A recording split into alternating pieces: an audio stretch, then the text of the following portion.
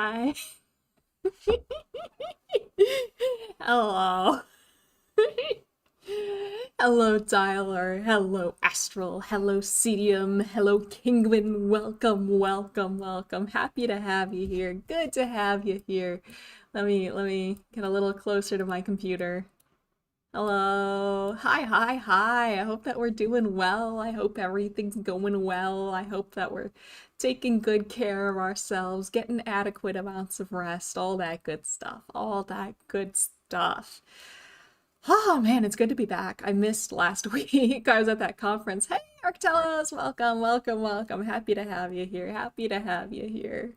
Yeah, I was at a really awesome conference last week and I saw a lot of really cool research and I met a lot of really cool people. And I gave them my business cards and now I have to reach out to them. Um, now I have to reach out to them because I think I would love to have some of them on the channel to talk with you about their awesome research because they're doing some really cool stuff and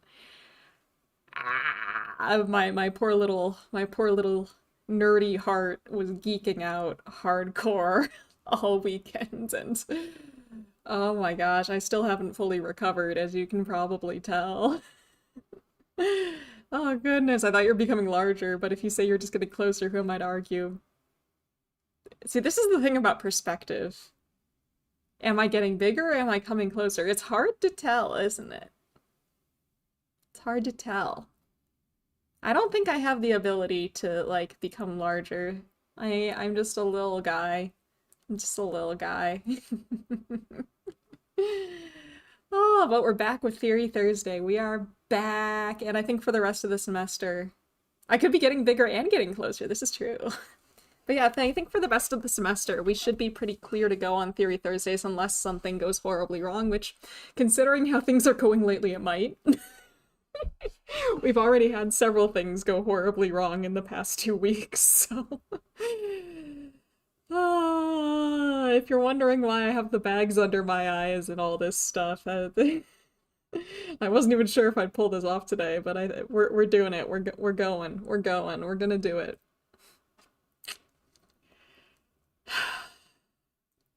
Yeah.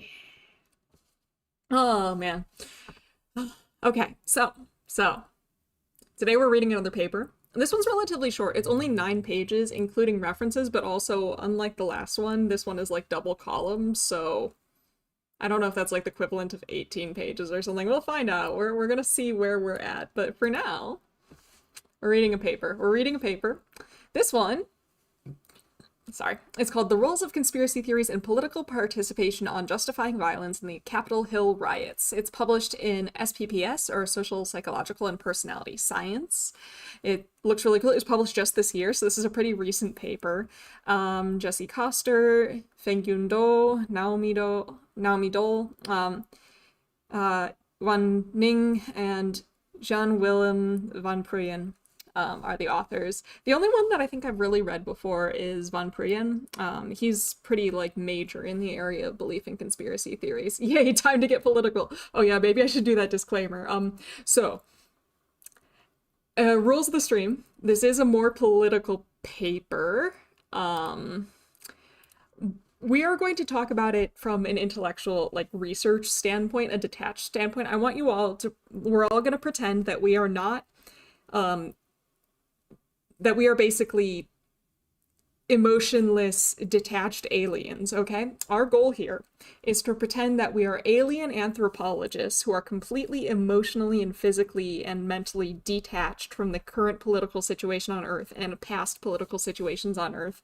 We are observing this and discussing this as detached third parties. That is how I would like us to handle this paper today, because this is a somewhat political paper. Not to say that the authors are making a political point, but it does discuss political events and political participation. So, like, detach maxing aliens. Hell. Hey, Fi, how you doing? That's exactly it, though. Hey, Heriday, how you doing? I'm interested to see how the researchers bypass the problem of belief in a situation that justifies violence. Oh, well, belief is part of it.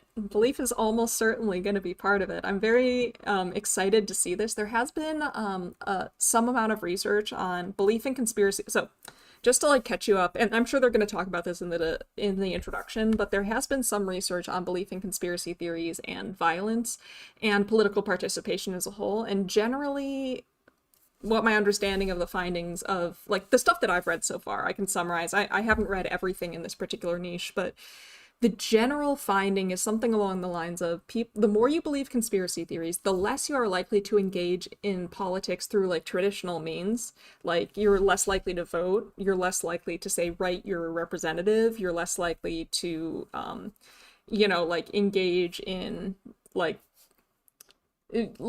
just engage with politics through like traditionally normative ways, which makes sense because if you believe conspiracy theories that there's a small group of people sort of like controlling things, then why would you bother like voting or whatever when the small group of people is just going to overturn your vote, right? Like it doesn't, if you believe that it's really just a small group of people that's controlling things, why engage in normative political behavior? Because that small group of people is just going to ignore your normative things. So that's one finding. And the other finding is that people who believe conspiracy theories tend to be a bit more likely to engage in non-normative political behavior that is like trying to influence politics through ways that aren't things like voting or writing your representative, and to a small extent for some of them even be willing to endorse or even engage in political violence because presumably because they don't actually think like the traditional ways of influencing politics will have any impact whatsoever. They feel like this is the only way that they can make the change that they want to see.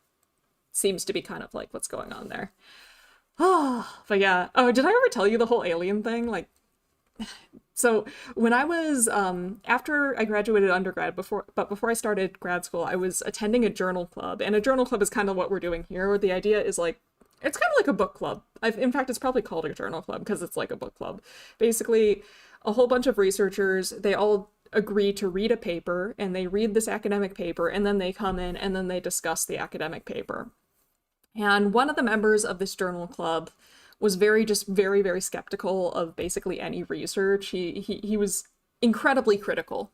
Incredibly critical of other people's research, and he didn't really believe any published he didn't really believe anybody. Like, he had incredibly high standards. Like, peer-reviewed paper, no. Like, he would literally send a graduate student to go out and try to replicate the findings in the paper that we were reading because he could not take the paper at its word. He needed to try and replicate the findings himself. And then one time, so like almost every paper, he was like, I think that this paper is dumb. I think that this paper is wrong. I think that these researchers are bad.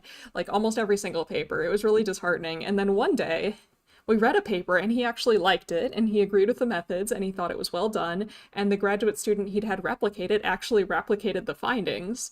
And he was like, wow, this might be a thing that humans actually do. He said this 15 years ago. He said this phrase, no, maybe not 15 years ago. He said this phrase probably like 10 to 12 years ago. And it has stuck word for word in my head since then. Wow, this might be a thing that that human beings actually do.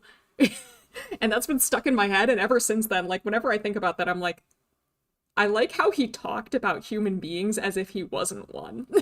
Like, that's kind of the mindset, though, I'm hoping for that we can have in this paper. Just complete detachment.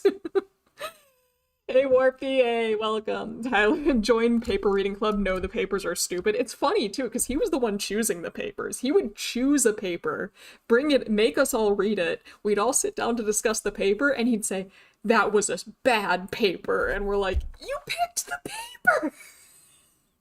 Hey dog, how you doing? But yeah, that's where I get the alien anthropology angle. And honestly, the further you get into psychology, the more it kind of feels like you're an alien. You start talking about humanity in the third person a lot. It gets real weird. After a certain point, disbelief requires every researcher faking it would take more energy and coordination than the research being correctly done. Hi, Bobo, how you doing? Yeah, Bobo, I need to tell you, I don't want to talk too much about this person on stream because well, one, I don't want to call this person out. I think that they were genuinely doing what they thought was best for science. And also because if you found out who this person was, there's a risk it would dox me, but the stories I could tell.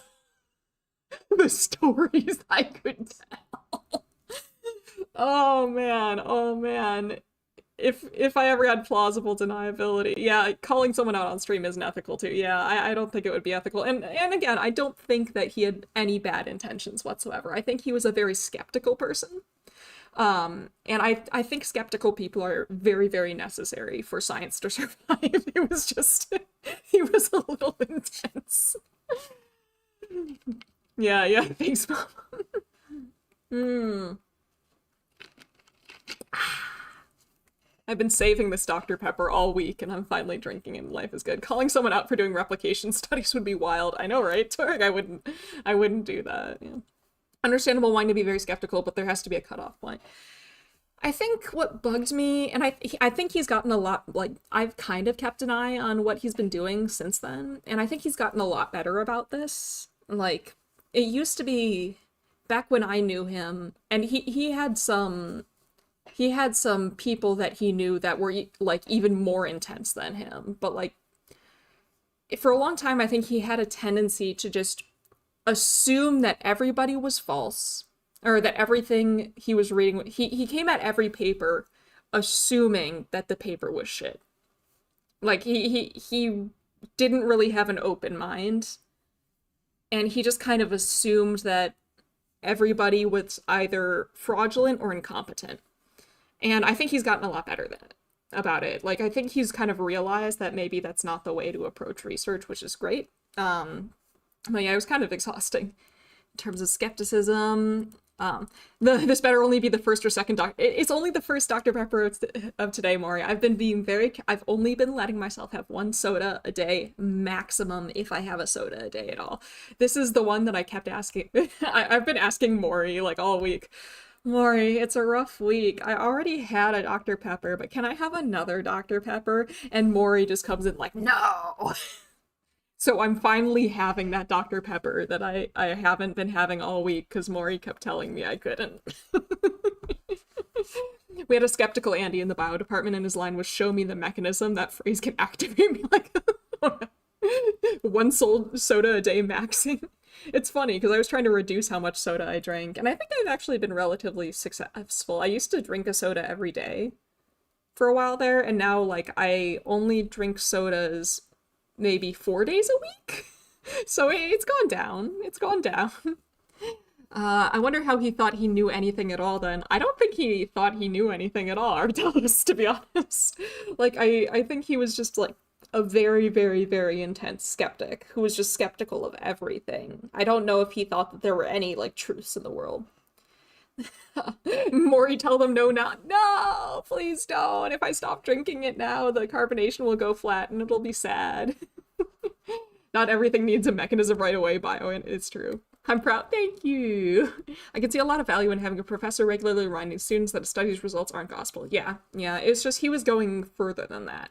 I think a lot when I think about this guy, I think about something that Phi said, and I think Phi said it because like, one of your professors said this, right? The whole, like, when you're reading a study, don't just try and tear it down. Think about what you can take away from it, or something along those lines, right? Like, I think you can learn something from every study. Even, like, you might not be able to learn anything huge, but you should be able to learn, like, at least something. You know? Myelin streams are now a Germa reference. I don't know who I know Germa exists. I know Germa's a streamer, and now I know Germa exists, but for, like, the first probably 5 or 6 months that I heard about Germa, I thought Germa was just, like, a fake streamer that people were making up to joke about. I didn't think Germa was real. I've mostly heard about Germa on Tumblr, and you know what Tumblr's like. They'll, like, do anything for the bit. And so I generally thought that Germa was, like, a Goncharov thing. I thought everybody was just pretending there was a streamer named Germa for the longest time. And then I learned Germa was real, and it really shook the foundation of my earth. Oh, hey, Arcnamist! Hey, Mylan, finally caught one of your streams. Nice, I'm excited. Oh, thank you. I hope it lives up to your expectations. My advisor said you should determine what is true about a paper, even if it isn't much, just as he said. Nice! There never was a Germa? I would believe that. Goncharov effect? Exactly, Moria. I genuinely thought Germa was, like, Twitch Goncharov. Okay. I genuinely did. And you know what? I haven't actually seen any photos or videos of Germa in a very long time, and I'm starting to doubt that Germa is real again. I'm not gonna lie. Did I hallucinate that Germa was actually a real person? I'm starting to wonder. Memory is a highly unreliable thing, guys. Maybe sometime I should read a paper by Emily Loftus about false memories. Mm. Okay. Maybe we should start reading the paper. Germa conspiracy. Is Germa conspiracy theories? Hey, Elijah Sandowski. I'm not an old lady. I'm only one of those things. Spoilers, it's old. All right. Looking for studies about Germa. Oh, right, he had the numbers. Germa 985. Yes, please, if you find any studies about Germa, please let me know. Germa is a cryptid? I'd believe it. Germa is one of us. Okay, all right. I wanna read. Let's at least look at the abstract. Let's look at the abstract. I was like, we're gonna finish this paper. It's only 9 pages, and now I'm starting to wonder. It's almost 20 minutes in. I think Sai is infecting me with her yap.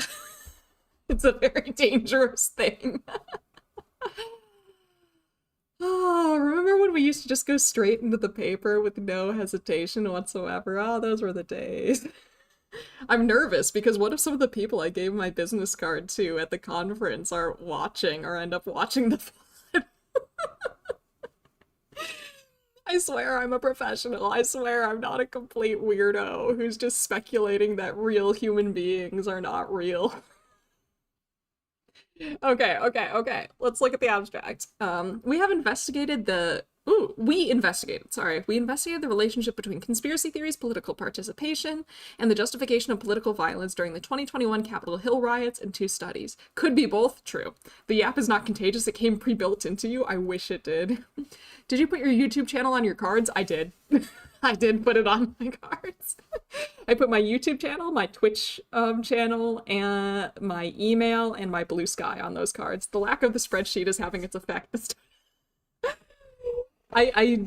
There are various confounds in that, but I do wonder if, well, I never know. I didn't I kind of knew that the spreadsheet wasn't happening anymore, but also I didn't. And anyway, okay. So they've got a correlational study for study 1. Didn't we settle on the German? What is pasture? Oh, Torg, that's a horrible pun. Oh. Okay, I'm in pain now, so I'm gonna keep reading the paper. Correlational study of participants who voted for Trump in 2020, measuring, Kikatawakian, hello! Hope they aren't that much conspiratorial people. I hope that there are at least a fair number of conspiratorial people in here, because I imagine they need it to study what they're trying to study. If there aren't, these researchers might be in trouble. I am wondering where they got their sample, because all of these researchers, I believe, are in the Netherlands. But they're studying, yeah, they're all in the Netherlands. One place or another in the Netherlands, but they're studying conspiracy theories about an incident that happened in the US. And I have learned over the course of studying belief in conspiracy theories that,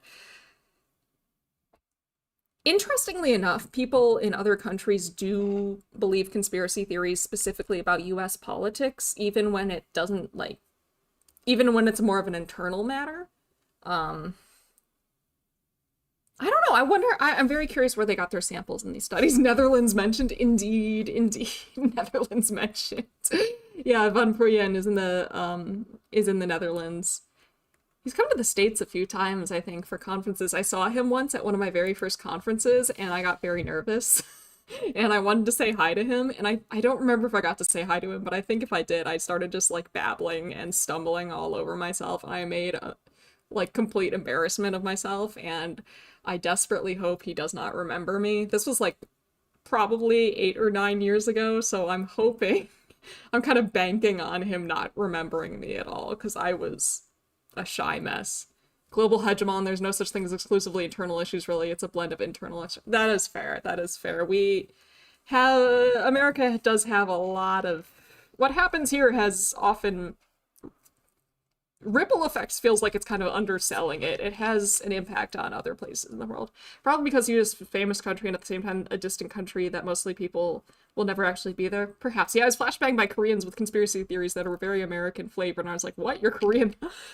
I told this story last time, I think, but I had a Japanese friend who was all in on, like, was it... No, it wasn't. It must have been 2016. This Japanese friend was all in on 2016 like voter fraud conspiracy theories, and I was like, "What?" And he's like, "Yeah, no." He was just like, so, and I was like, that's a conspiracy theory, and he's like, "No, it's not. My dad says it's true," and I'm like, "Hello, hello." There's so many things going on here right now. Oh man, I don't know, it felt wild. Like, it did end up, like, the way that he was talking about it did wrap around back around to, like, Japanese politics specifically. It was just a really weird moment. Maybe their dad's omniscient. The amount of 9/11 experts here in Germany. That is a very interesting one. Like, that one has really gone everywhere. And, like, people are very, I guess it makes sense. Like, it makes sense, but yeah, it's like a lot of international studies on belief in conspiracy theories, like some of them will use questions about like specific conspiracy theories to measure conspiracy belief cross-nationally, and I was always kind of like, that feels weird because I feel like each country probably has its own set of conspiracy theories, but then like they always have a 9/11 one in there, and there's always some level of belief in 9/11 conspiracy theories in just about any country that they look at.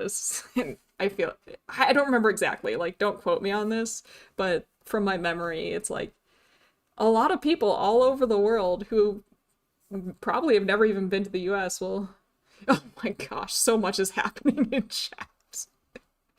Okay, sorry, I want to keep going.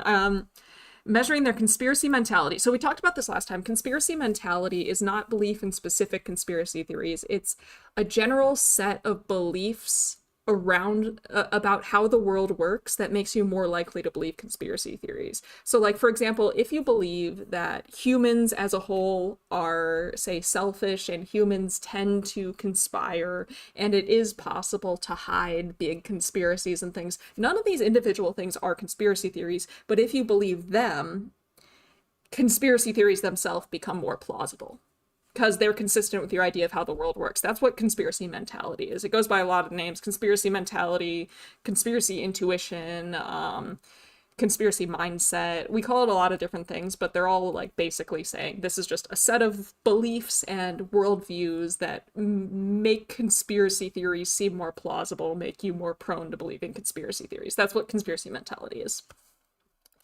Belief in the 2020 US presidential election fraud conspiracy theory. Which one? I'm kidding. We get the same issue in here in Brazil, particularly stuff that's non-issues here until 2018 became political. Oh my gosh. Yeah. There's a lot of like...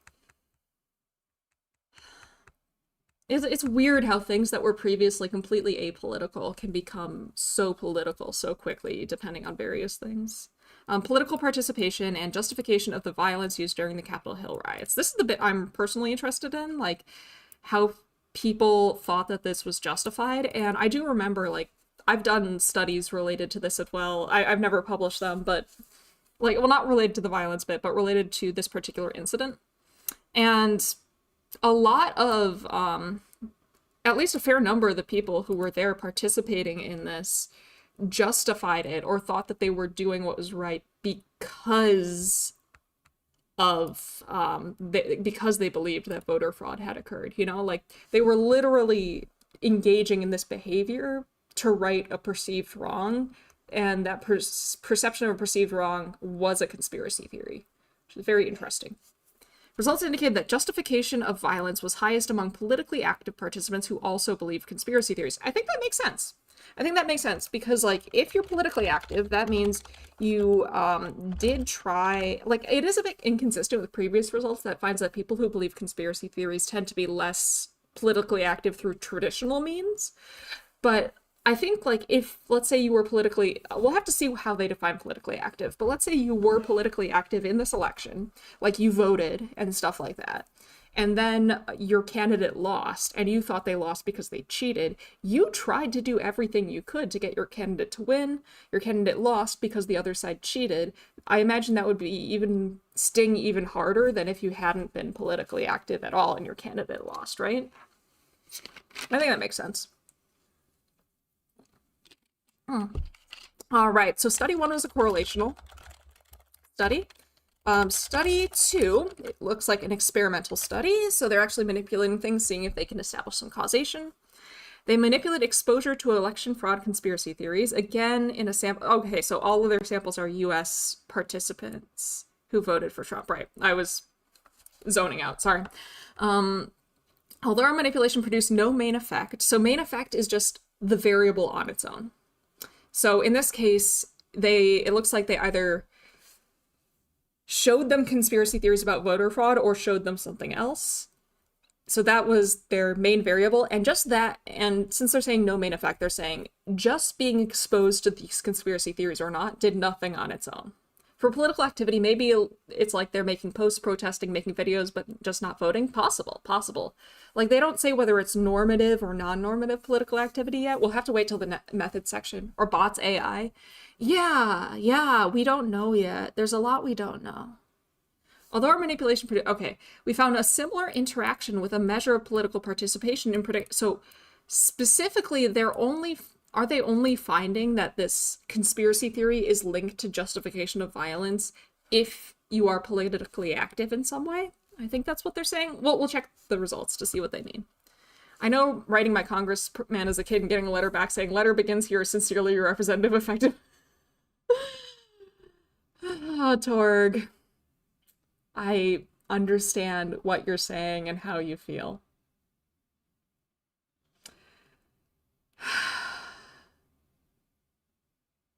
I'm not going to tell any, like, I'm tempted to tell stories. I'm not going to tell any stories because, like I said, we're pretending we're alien anthropologists. We are disconnected from the society right now and how we're discussing this and how we're viewing this paper. But the stories I could tell about things related to that. Anyway. Okay, we conclude that political participation predicts justification of violence, especially among those. So does this mean that political participation was more important than just conspiracy theories? Among those who believe in or are exposed to ideologically congruent conspiracy theories. So this is interesting. When they say exposed to, we do know, and this has been replicated across quite a few studies, that mere exposure to conspiracy theories increases belief in conspiracy theories. So I think it's very interesting that they both tested. I guess this isn't even, no, this is belief. This is the belief in the specific conspiracy theory. In this case, though, they're not mentioning, I'm sure they measured belief in the conspiracy theory, but they're just mentioning exposure to the theory instead of belief, which exposure probably did increase belief. When they say ideologically congruent conspiracy theories, so there's another paper I was considering reading today that's about intergroup conspiracy theories, also written by Van Prooijen. That one was Van Prooijen's solo author. This one, he's the last author. Like, the ideas can infect you via exposure, kind of, Bobo, kind of. Just like you can inoculate people against misinformation, it seems like you can also kind of infect people with conspiracy theories. It's very interesting. I guess, like, a whole bunch of, like, information spread and stuff like that does use, like, epidemiological models and stuff like that, and it does seem like there's a similar thing going on here. Highly contagious memes. Yeah, isn't that like meme in the original sense of the word meme before it just became shorthand for internet joke? Like, a meme is like a contagious idea or something, right? Whoa, throwing a conspiracy party like a chickenpox party? It could work. Though, of course, so this last part, I wanted to explain this too. Ideologically congruent conspiracy theories. So conspiracy theories, at least in my view, are kind of like an inherently intergroup thing, because they're saying that bad group of people is doing something that puts our good group of people at, like, they're hurting our good group of people. So there's kind of like inherently a bad guy and a victim, you know? or as Kurt Gray would put it in terms of dyadic theory of morality, there is an agent and there is a patient. There is somebody who is doing harm and somebody who is getting harmed. Ideologically congruent conspiracy theories are typically ones where your group is the victim and some group that you don't like is the perpetrator. That's what so like, if I threw a conspiracy theory party, but the whole party was like, hey, you and like, I went up to you during this party, I said, hey, you and people like you are irresponsible for the conspiracy and you're victimizing me, that probably wouldn't increase your belief. It has to be a conspiracy theory that is kind of consistent with us good, them bad, if that makes sense. You gotta have at least like one of those elements in there of like, victim, good, we are the victim, we are good, or like them bad, they are the perpetrator, they bad. And all the better if they are the perpetrator and you are the victim, you know, all the more. That would be a very ideologically congruent conspiracy theory. There's other factors in there as well. I'm kind of oversimplifying it, but yeah. All right. So here is our introduction. I think our introduction, yeah, it's relatively short. Nice and short and sweet. We love to see it. We love to see it. Okay. So January 6th, 2021, the world was stunned as a mob of violent protesters stormed the Capitol building in Washington, D.C. in an attempt to overthrow the certification of President-elect Joe Biden. I feel weird talking about this so flippantly, but like, I'm trying to keep it detached. These Capitol Hill riots, which isn't, I've never actually heard them, like, I've heard many names for this incident. I've never heard it referred to as the Capitol Hill riots, I think, until reading this paper, which is interesting. Led to vandalism, threats against politicians, and clashes with law enforcement, resulting in 5 deaths and numerous injuries. While the Capitol Hill riots could be considered a form of political participation, yeah, I mean, it was people engaging with politics in a very non-normative way. Political participation often occurs peacefully and is considered beneficial for democratic society. That's what I usually hear here, or just the date. Ah, I see. The date, I think, is one of the most common ways of referring to it over here.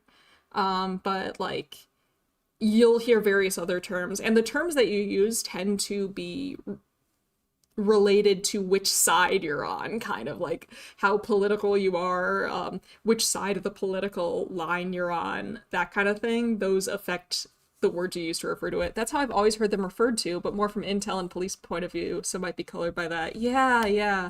The negotiations were short. Aha. Well, it's never assumed that us could be the bad group. Yeah, CDM. It's very, and this isn't just for conspiracy theories. This is just like sort of a general social psychological phenomenon. Almost never do we consider our group the bad group. In fact, like our brains kind of twist themselves into knots to make it so we aren't the bad group. There's something called the ultimate attribution error, which is when a member of our group does something bad, we tend to assume that it was because of the situation. Like they were having a very bad day, or they had no other choice, they were forced into it, or it was the right thing to do. We kind of like, if our group member or our group does something bad, we just do our best to convince ourselves that it wasn't their fault, it's not who they are, something happened. But when somebody from a group that we dislike does something bad, we're just like, oh yeah, that's them, that's their fault. You know? Like that's just who they are. They're just bad people, and that's why they did the bad thing.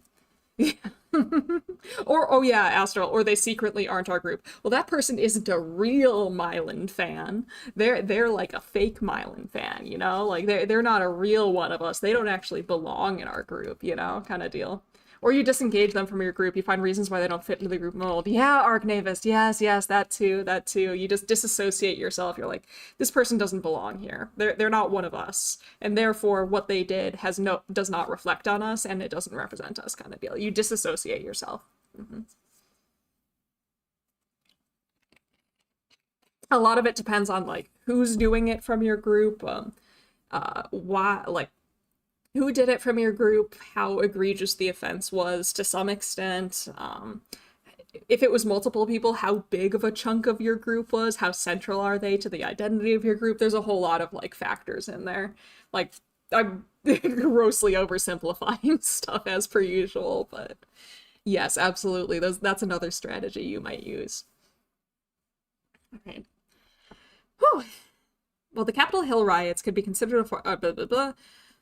What determines if political participation turns violent? We propose that conspiracy theories play an important role in this process, which I do think makes sense. Like, again, if you believe conspiracy theories, then you probably feel like you normal ways of interacting politically will not have the effect that you want. Like, if you believe that conspiracy theories are the case, that there is a conspiracy, that there's a powerful group of people working together to accomplish some goal at the expense of the common good, it makes sense that you would doubt that more traditional, peaceful, less extreme, more normative methods of engaging in politics would have any effect whatsoever. And therefore, because you believe these theories, because you believe the world is like this, what other choice do you have to affect change, kind of thing? Like, I think that makes a lot of sense, right? Is it making sense to you? I think it makes sense to me. Like, yeah, if the bad guys are doing it, then we can't just play nice, is kind of the thinking, I think. Indeed, a key motivation for the Capitol riots was the conspiracy theory alleging election fraud in favor of Joe Biden, and many rioters included QAnon adherents, a far-right conspiratorial movement.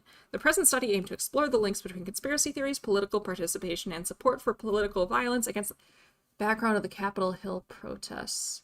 Wait, so if they're counting this event as a political action, political participation, though I guess the chances that they got anybody who were actually involved in that incident in their sample size is pretty low, so maybe I'm just thinking for nothing. I think it's logical, though presumably built from a bad premise.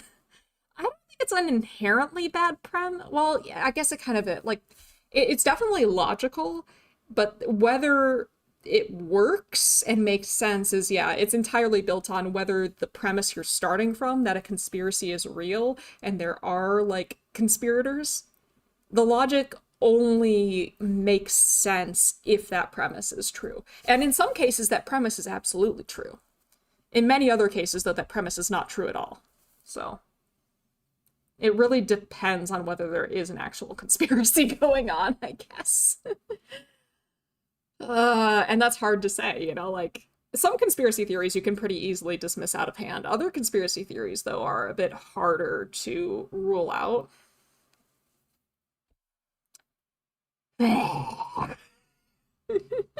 That's what makes this hard. Like, if this was just fake news is by definition false, right? But conspiracy theories, I'd say the vast majority of conspiracy theories are not true. But there are a handful that are. And at a certain once you hit a certain level of plausibility in the theory, it's like, how do you tell? How do you know?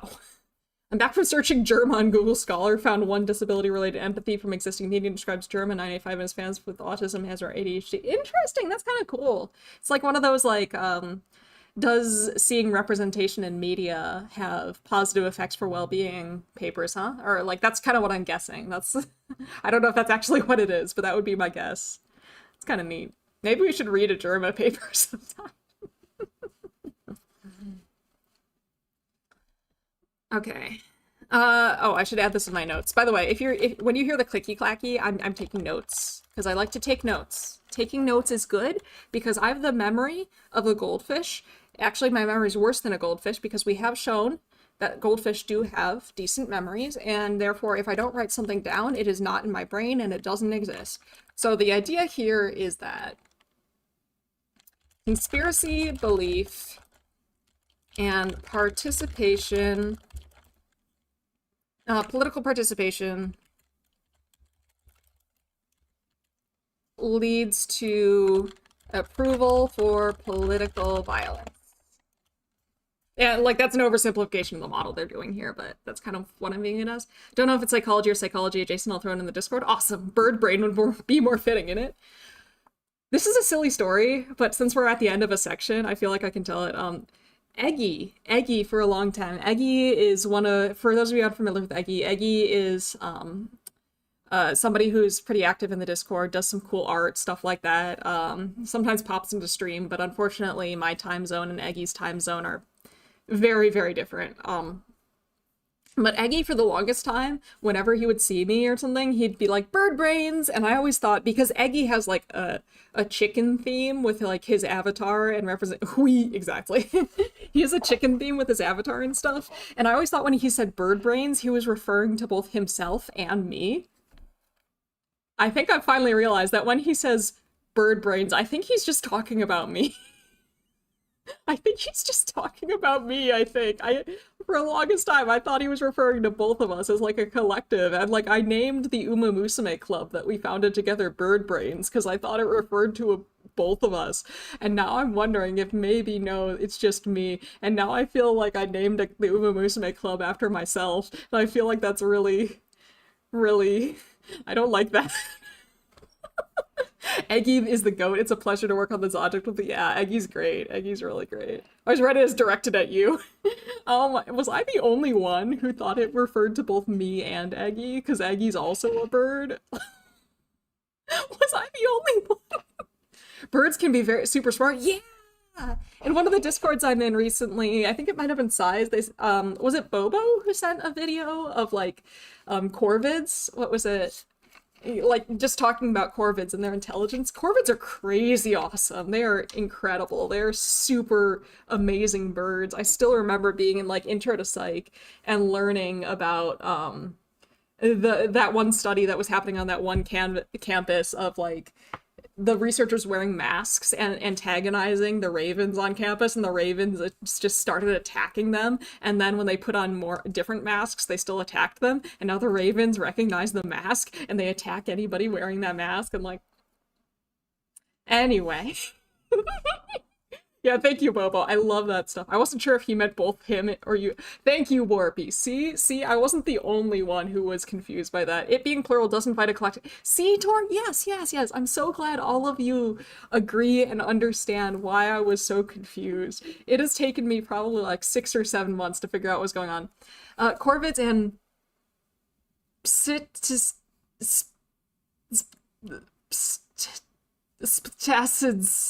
are super smart. I'll have to look up what that is after this. Oh my god, we're nearly 45 minutes in and we have read like the abstract in the first paragraph. Oh, parrots! Yes, parrots are cool and smart. Yes, oh, thank you, Paul. Unfortunately, I'm far from a zoologist. This is just stuff that I don't know. Anyway, let's get back to the paper. I want to read more. All right, many people in demographic society are politically active. I see. I'm 99%. I've seen him use bird brains in conversation to refer to you, so I don't. Yeah, I think I've only started noticing that recently. For a long time, I thought he was referring to both of us. And I'm really embarrassed about that. Okay, anyway. However, political participation. See, this gets me, because a lot of Americans, a big chunk of Americans are not politically active.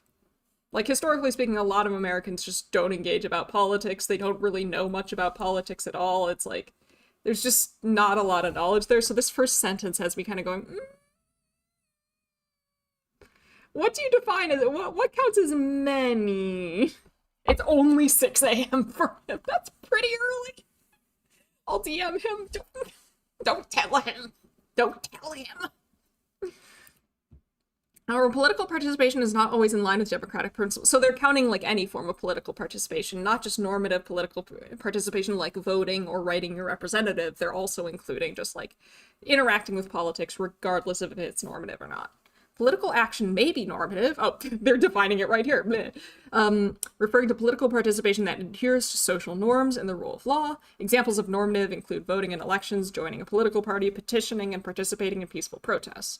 Sometimes people may resort to non-normative political action instead. I'm interested, when they say political participation, are they referring to normative, non-normative, or both? Just like broadly.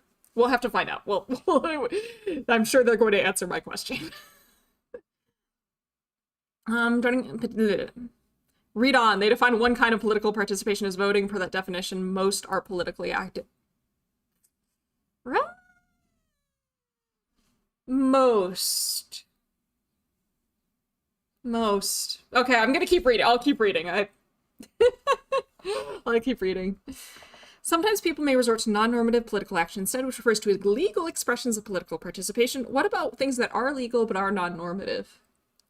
Probably two. Examples of non-normative political participation include sending hate mail or death threats to public figures, demolishing property, or other violent forms of protest. Non-normative political action and anti-government sentiments are pressing issues today. Research has shown a significant increase in anti-government protests, rising by approximately 12% this year in Europe and 17% this year in North America, or per year, sorry, from 2009 to 2019. Ooh. I wonder if those numbers have like ratcheted up even more recently. Very curious. Because like 2019, that's a while ago now. That's 7 years ago. A lot has happened. Don't know the actual numbers for how many Americans are voting, so it could be talking nonsense. It's okay. I think the number, it's been a while since I was like, that's a huge increase per year. Yeah, that is huge per year. Now that, when you put it that way, yeah. Yeah, I think I haven't been like super deep in political psychology for a while now, but generally political participation in America and even just voting in America is like maybe half the population on a good day, you know, like it's not high. I feel like that's probably overshooting it. That's a third of Astral. Stop making me feel old. Why do you do this? Half is the number that usually gets thrown around. Yeah.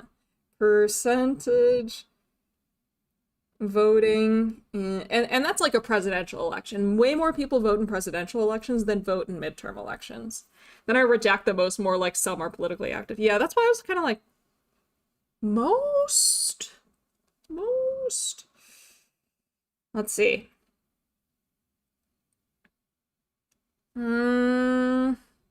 History of voter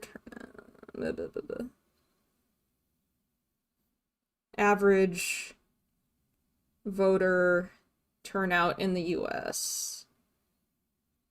US Elections Project. Pew Research! I love you, Pew Research! You are my favorite. Even if you didn't hire me. Did I tell you I applied to work at Pew Research Center after I got my PhD, and they said no? And then a couple of weeks later, they sent me a second rejection letter, even though I'd only applied to one job opening. They rejected me twice. That hurt. Okay, midterm elections. It looks like presidential elections, especially since 2000 or so, have been around 60 to 65% of the population voting, which really isn't bad, but like midterm elections is more like 40%, maybe like peaking at 50%. It's, yeah. Pew Research, I still love you, but that was unnecessarily cruel. They must have changed their mind and tried a double negative. It's shaking my head. That would have been nice of them. But, oh well. Oh well. You've had first rejection, but do you know of second rejection? I do now, Bobo. The worst they can say is no. They could say no twice. It's true. Okay, that's wild. We have like 80% here in Germany, so I took that as normal. Yeah, not here in the US. In the US, like, political knowledge is pretty low. Political participation is pretty low. And that's like, that's been going up. Like, those are kind of 60s for presidential election, 60 percentages during, like 60% roughly in presidential elections, and 40 to 50% in midterm elections. Those are high. Like, political participation has been going up over time. Those are not like, at least, well, roughly, it's been going up since like the 1970s. We're kind of getting back to where we were in the 60s or so for levels of political participation. Systemic pressures to lessen turnout is a thing. That's also true. Yeah, there's a lot of like factors that go into it. Some of it is apathy, some of it is helplessness, some of it is just like various things getting in your way of your ability to vote. Some of it, like, there's a lot of factors that influence it, I think. Yeah. There's also like stuff like, theoretically, we're supposed to be like let off work to vote and stuff like that, but not every employer will let you do that. Or like there's a lot of factors that go into it. Many, many factors. We had 60% in 2024 and 70% in 2019. Oh, wow, 70%. That's pretty good. 80% is also really good. I mean, I'm doing this by like America standards. I wonder what turnout we're going to get in the midterms this year. I'm very interested to see. I wonder what turnout was like in 2024, actually, because the one that no, this is the 2024 one that I'm looking at. Turnout for 2024 was 64%. Voting being on a Tuesday, yeah, that doesn't help. Let you? Shouldn't they be made to? But mile in tangent. You're right. Okay, I'm on a tangent. Okay. Let's keep reading. Let's keep reading, because honestly, I'm really tired. I'm really enjoying myself right now.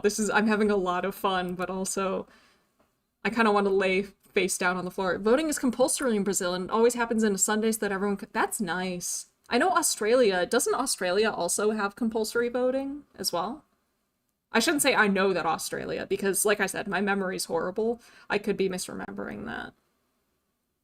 But like, I do wish that more people voted.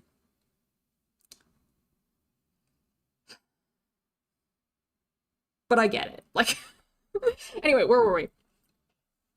As the Capitol Hill riots have underscored, even when collective political protests start peacefully, they may escalate into violent clashes with law enforcement. Yeah. Research also shows that conspiracy theories are closely coupled with non-normative forms of protest. Yep.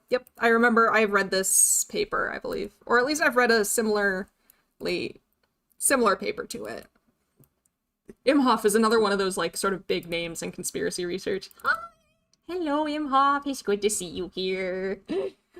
Conspiracy theories, they may therefore be important to understanding when political participation turns violent. I definitely imagine that they are a factor. Like, of course, I don't think they're the factor for it, but it is not a surprise to me at all that they would be involved in it. Because like I said, like, if you believe conspiracy theories, you probably believe that normative ways of engaging in politics isn't going to make a change, and that you have to do something more extreme to make a change, and violence is kind of extreme. So, like, this is all...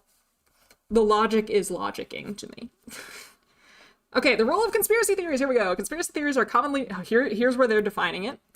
Every single paper I have read, even when they're citing other papers, has a slightly different definition of conspiracy theories, and it bugs me. As you can see, this is a much shorter definition of conspiracy theories than in the last paper that we read, so this is a much more condensed version. Conspiracy theories are commonly defined as the belief that a group of actors join in a secret agreement to achieve a hidden and unlawful goal. Kinda what's more extreme than political violence? Ow. Ow. Ow. Ow. Ow. Ow. Thank you for that insightful view, Mylan. Extreme violence. Yeah. I mean, there's various types of political violence that, like, range from, like, spitting on a politician might be, or, like, cursing at a politician might be considered political violence to an extent. And then there are, of course, types of political violence that are much more intense than that. You know, like... They're describing political action from the fifth dimension. As you know, I am from another universe, right? So maybe I'm just speaking in my original language, my mother tongue. We don't know. Oh, look, it's Douglas! It's Karen Douglas! It's Karen Douglas! One day I will meet you, Karen Douglas. One day I will at the very least get to see you talk, Karen Douglas. I salute you. Thank you, Karen Douglas. My science Oshi. Okay, where were we? Belief in conspiracy theories has a complicated relationship with people's willingness to be politically active. This is kind of what I was talking about earlier. Highly politically active individuals often hold stronger conspiracy beliefs. In addition, conspiracy mentality, a general tendency to view events in the world as the results of conspiracies, is a positive predictor of people's intention to engage in protesting behavior. Would traveling back in time and averting someone's birth without harming anyone count as political violence? I think so. I'm not going to make an argument for why, because that would put me on an even longer tangent, and I think I'd have to draw a diagram, but I would count it. I'd count it. You are preventing a life that would have otherwise existed from coming into existence for political purposes, is what I would argue. Especially if you compare reasons and the strength of the justification for said violence. Yeah, there's a lot of factors going on here. But did it ever exist? Now, this depends on what kind of time travel and what kind of, like, thing that we're talking about. Art, time, violence. Oh, man. I want to do another art stream. I'll have to do one soon when I have the energy. It's been a long time since I did an art stream. But for now, we are reading the paper. It's Theory Thursday, everybody. It's Theory Thursday. We gotta do it. Yeah, you're presenting not only that person's birth, but their descendants as well. Also true. Though it is true, depending on what kind of time travel you're talking. Like, are you overwriting the original timeline? In which case, you're preventing that. Are you creating branching timelines? In which case, that's something else entirely. I figure, like, the way that time travel affects the future and the way that the universe deals with that time travel has very different ethical implications. Does that make sense? We need Karis here. He's a philosopher. He can help us with this. I am not a philosopher. Okay. I am a psychologist. Conspiracy theories don't always positively predict political participation, as they also predict political withdrawal behaviors, such as reduced intentions to vote. Yeah. Well-known finding. I've read this paper. The more you believe conspiracy theories, the less likely you are to vote. Again, perhaps because you just don't even think that voting's worth it. Maybe you think elections are fake, whatever. Moreover, evidence suggests the link between conspiracy belief and political engagement is curvilinear, with the highest level of political engagement and intermediate levels of conspiracy belief. So, what that means is curvilinear. I think they're saying this. So, like, if this is, I don't believe conspiracy theories at all, and this is, I totally believe so many conspiracy theories. If you don't believe conspiracy theories at all, and maybe you're just generally not politically engaged, you're not voting much. If you sort of believe them, but not really, then, or no, this is political engagement overall. So if you don't believe conspiracy theories, if you're not very politically engaged, you're also probably not believing conspiracy theories. If you believe some conspiracy theories a bit, you are engaging in politics. If you believe all the conspiracy theories all the time, you're not even bothering engaging with politics. Is that, am I understanding this correctly? Is that the right curvilinear that they're talking about, I wonder? Not sure. I'll have to read these papers again. It's been a while.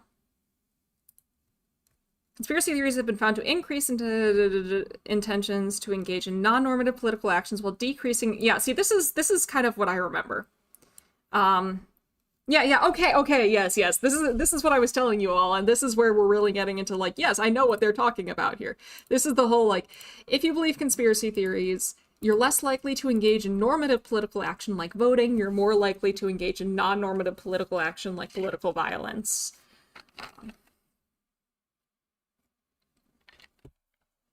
We'll have to check out Klofstad 2025, because it seems like that contradicts these other results.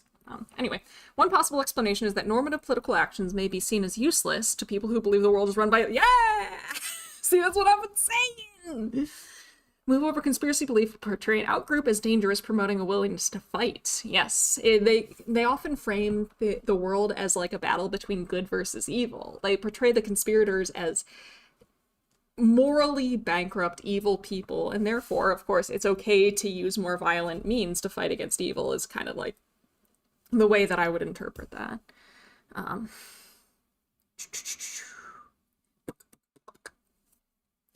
Accordingly, conspiracy belief predicts an increased willingness to justify political violence, legitimize radical political action, and endorse violence as a means to an end.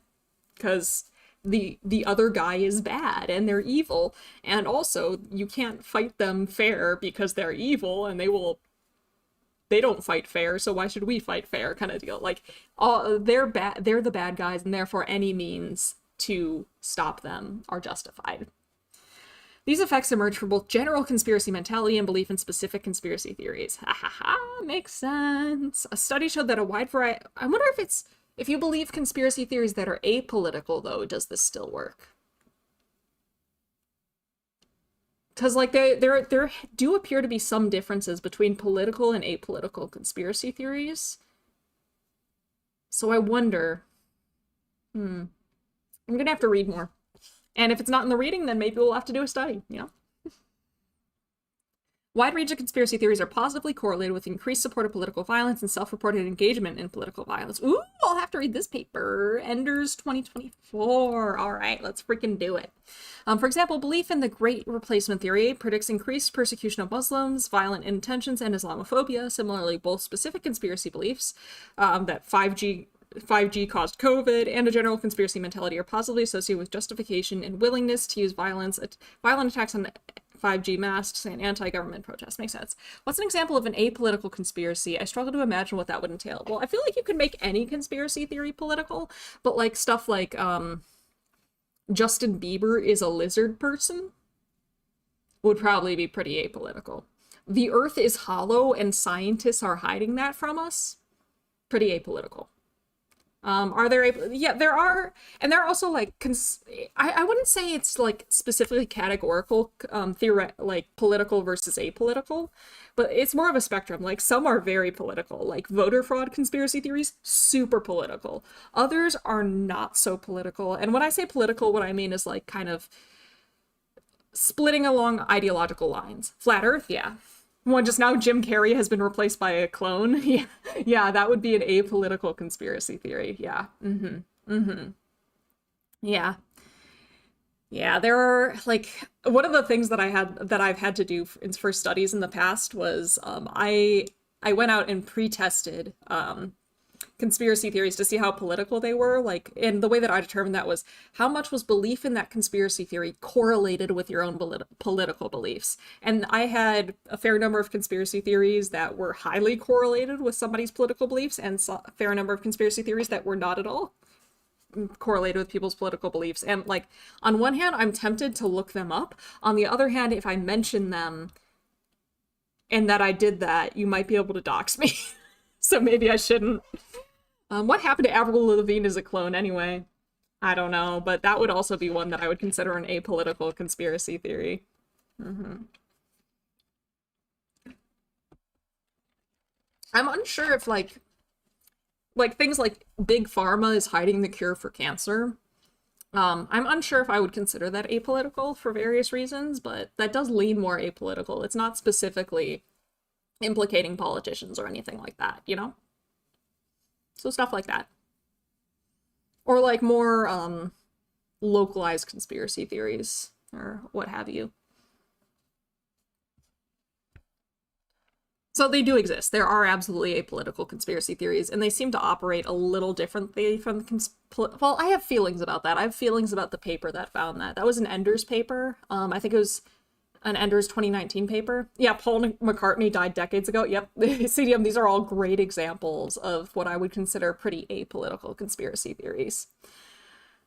I think politics is just one. I think all conspiracy theories are inherently kind of, or at least the vast majority of conspiracy theories are inherently us versus them. A lot of them, the us versus them is political groups, but it's not always political groups. You know? Like, sometimes it's the opposing sport. Like, do you remember Deflategate? I don't know much about sports, but it was like some team was like cheating or something by slightly deflating the ball in some sports game. I think it was football, like American football or something. Like, you'll see conspiracy theories among sports teams, or conspiracy theories in, like, just game tournaments or whatever. Okay, Paul McCartney one is the example that convinced me. The rest I can see is political, but yeah, nah, that is a political, yeah. Yeah, Deflategate. That was, it wasn't a conspiracy theory, I guess. It was a conspiracy theory, but then it's no longer a conspiracy theory because it was confirmed that that was actually happening. So now it's just a real conspiracy that actually happened. Yeah, but yeah, like sports, there are a lot of sports conspiracy theories, and I would not consider those political.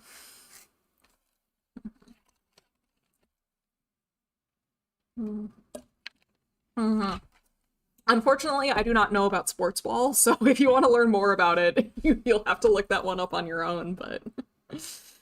the good old days.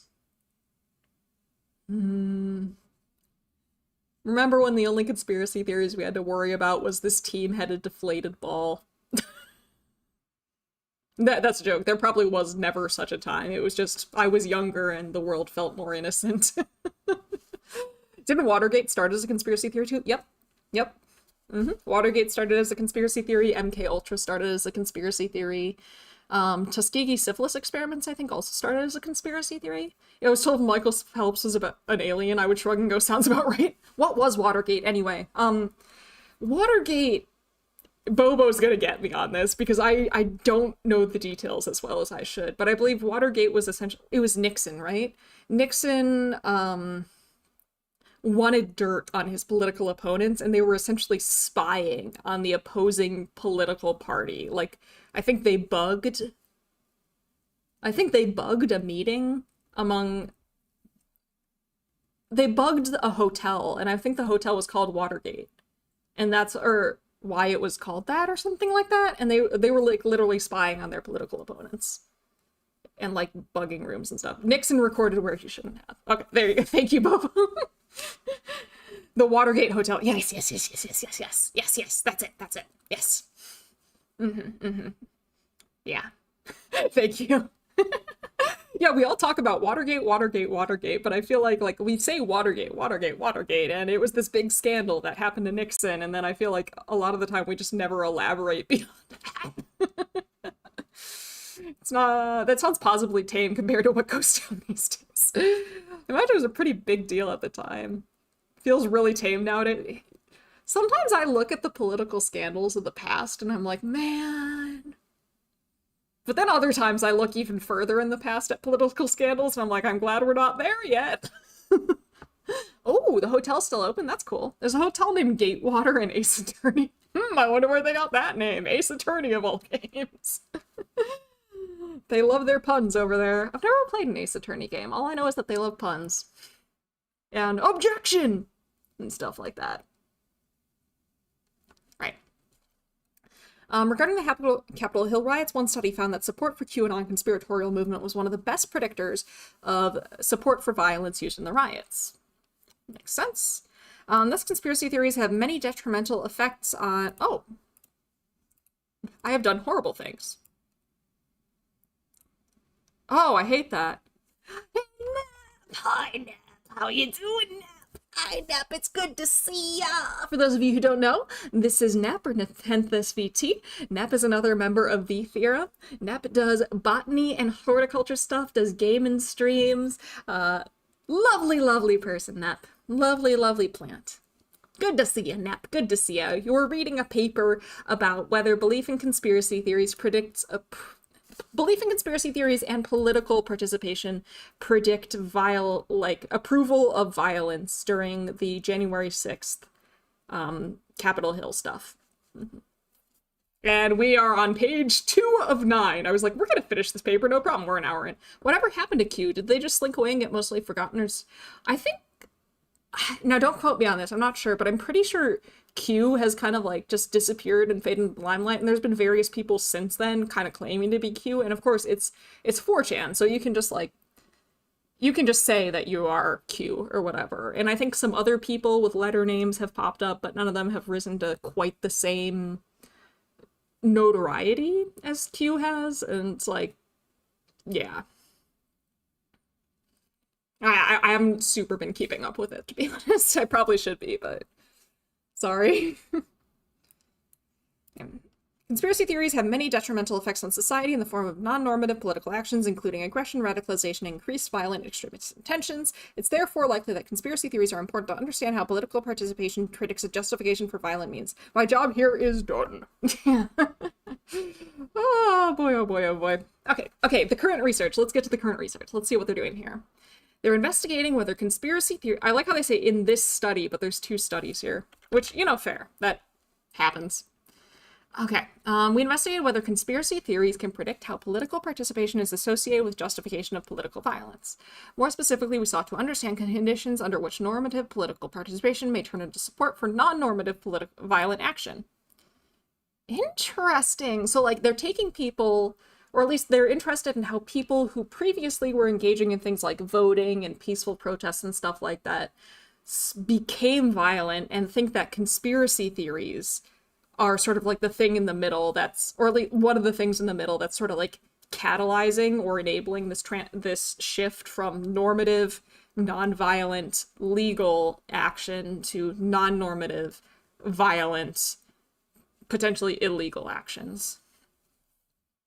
While our measure of political participation captures normative forms, so, okay, their political participation is specifically normative political participation, like voting and attending rallies. We tested whether individuals who are more politically active are more likely to justify political violence when they believe in conspiracy theories. I think actually, the more I think about this, the more sense it makes, because like any type of political action shows that you're invested in politics.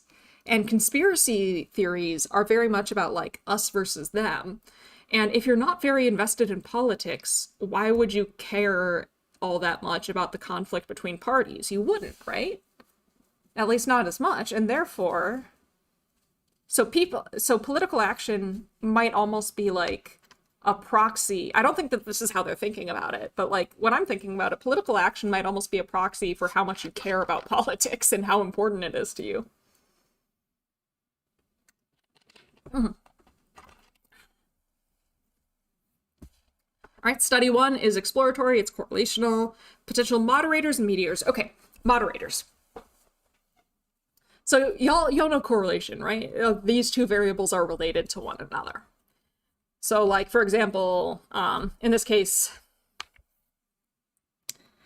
we know that the more you believe conspiracy theories, the more likely you are to approve of political violence. Like they cited various papers showing that. That's a correlation. A moderator is a variable that kind of strengthens or weakens a correlation.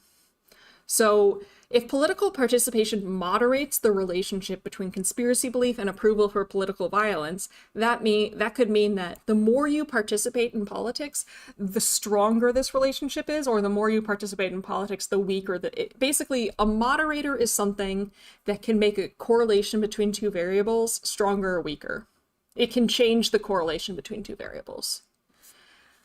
A mediator is like, this relationship only works because this comes in the middle. Like, conspiracy belief is related to approval for political violence because conspiracy belief increases political participation, which increases approval for political violence. Like, moderators change a relationship. Mediators are kind of, they're in the middle of the relationship. Of course, like, you can't typically establish that this is like causal, but like, mediators, the idea is if the mediator is there, the relationship is there. If I take the mediator away, the relationship goes away. And I think sometimes it's the opposite. Sometimes if the mediator is there, there's no relationship. If you take the mediator out, there is a relationship, I think. Basically, like, the mediator is kind of like an off and on switch, whereas the moderator is like kind of changing the dial, if that makes sense. Operators exact an observable from a wave function. I'm sorry, Astral, that's a bit above my pay grade. But yeah, mediator is like, the relationship seems to work through this path. So it like, you have to go through C, like the relationship between A and B goes through C. Whereas moderator is like, C changes the relationship between A and B.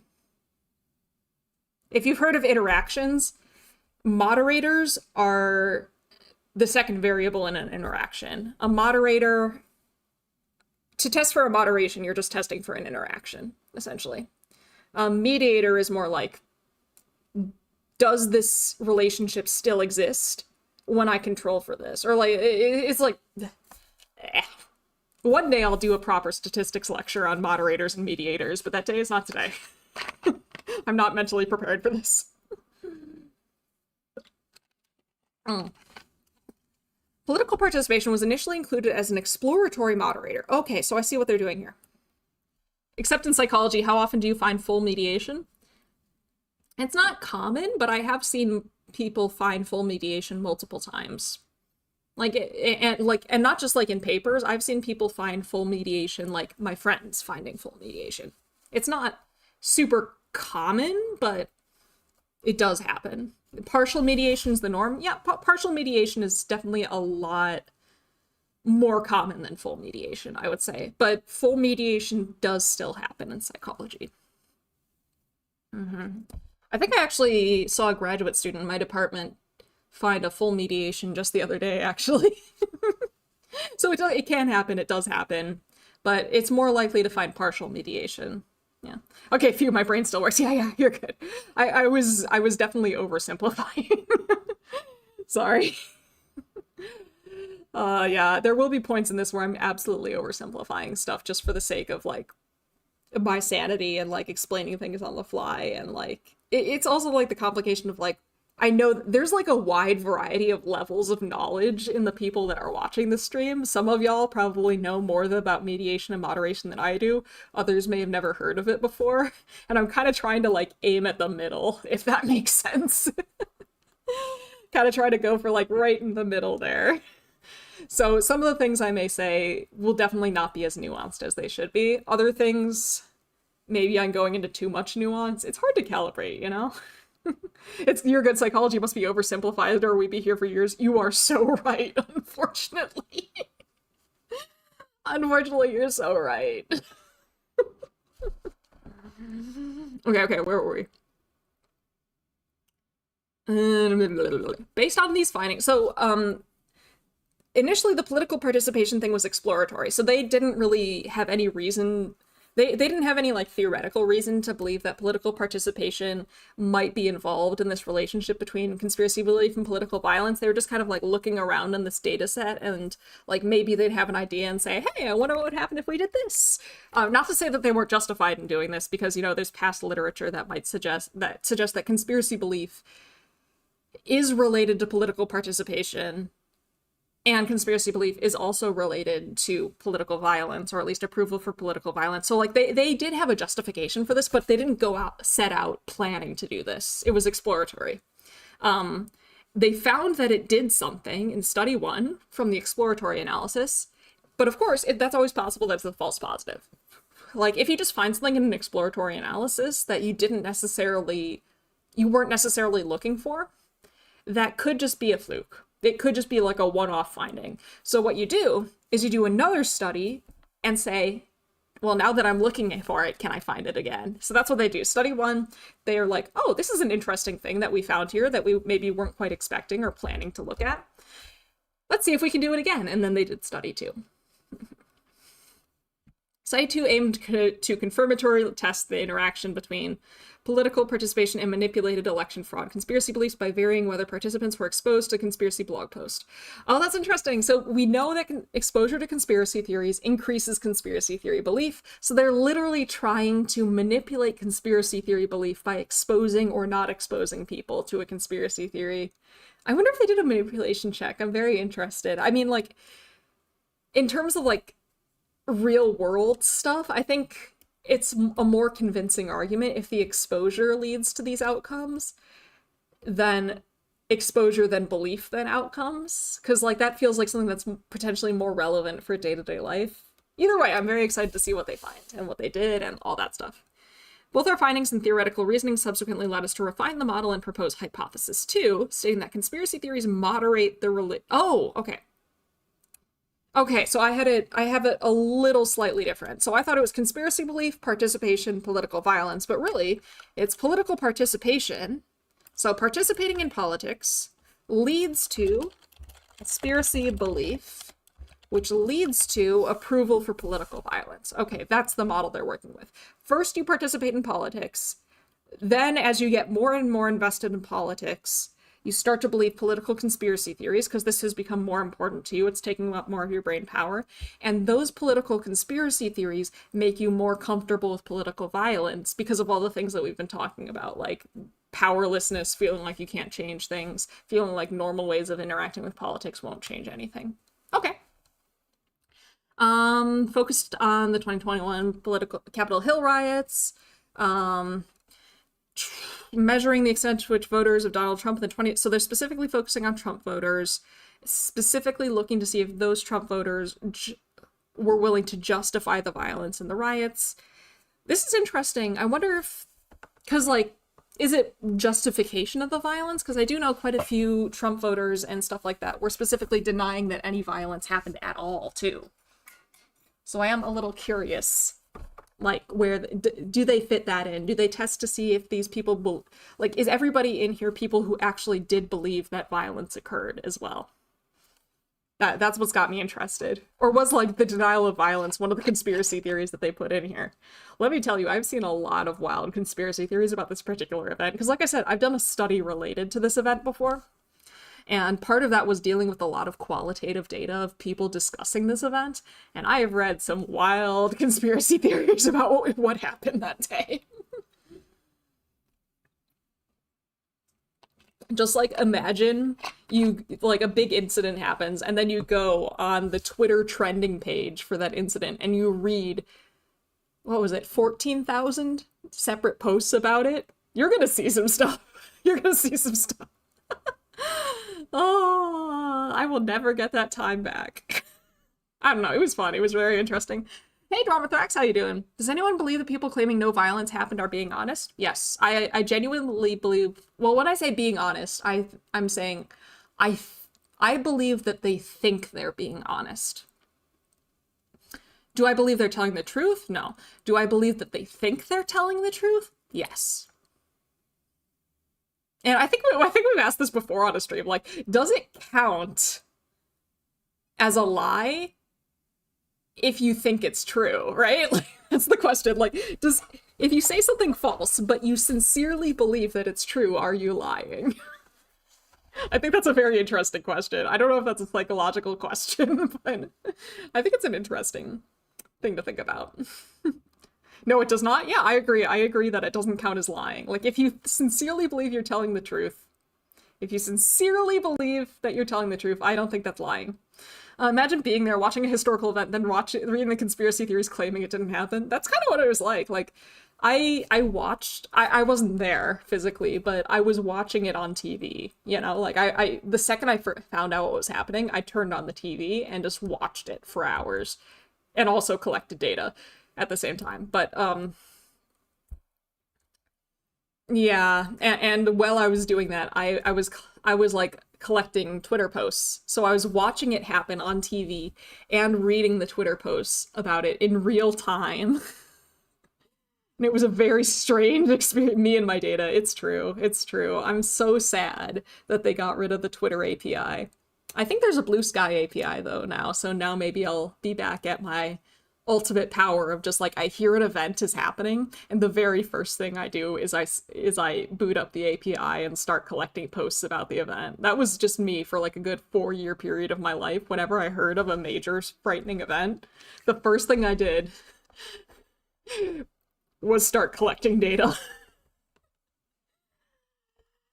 You wouldn't be lying. Lying is spreading intentional mistruth. Yeah, most definitions of lie need the knowledge of a falsehood for a statement. It wouldn't be a lie. Nice. I'm just thinking of Jean-Paul Sartre's criticism of anti-Semites and how it applies to internet. I'm not sure if I've read that. I'll have to check that out. Okay, yeah, so trade-off on generalizability. They're looking at a specific group of people at a specific incident, so who's to say whether, in a specific country, so who's to say that this would apply in any other, like, any other group of people, for any other type of event, for any other, in any other place in the world or time in history. But it allows us to test when politically aligned individuals support or reject political violence and how conspiracy theories influence this decision. So it makes, this is like I would consider this a case study. This is effectively a case study. Which is fair, because, like, this sort of incident doesn't happen every day, you know? Like, this is a very, very particular set of circumstances. Mylan Tangent. Tangent is my middle name. Trying to flip my hair. Okay, open science practices. Good old open science. We love to see some open science. Both studies were pre-registered on OSF. This means that they wrote up their entire plan for the study and posted it and on the open science framework. They added it to the database and then they locked it so that they couldn't edit it. So we can see their original plan that they had planned to do before they got the data. And we can go to this link and we can go and check it out if we want to. Data and analyses are also available at the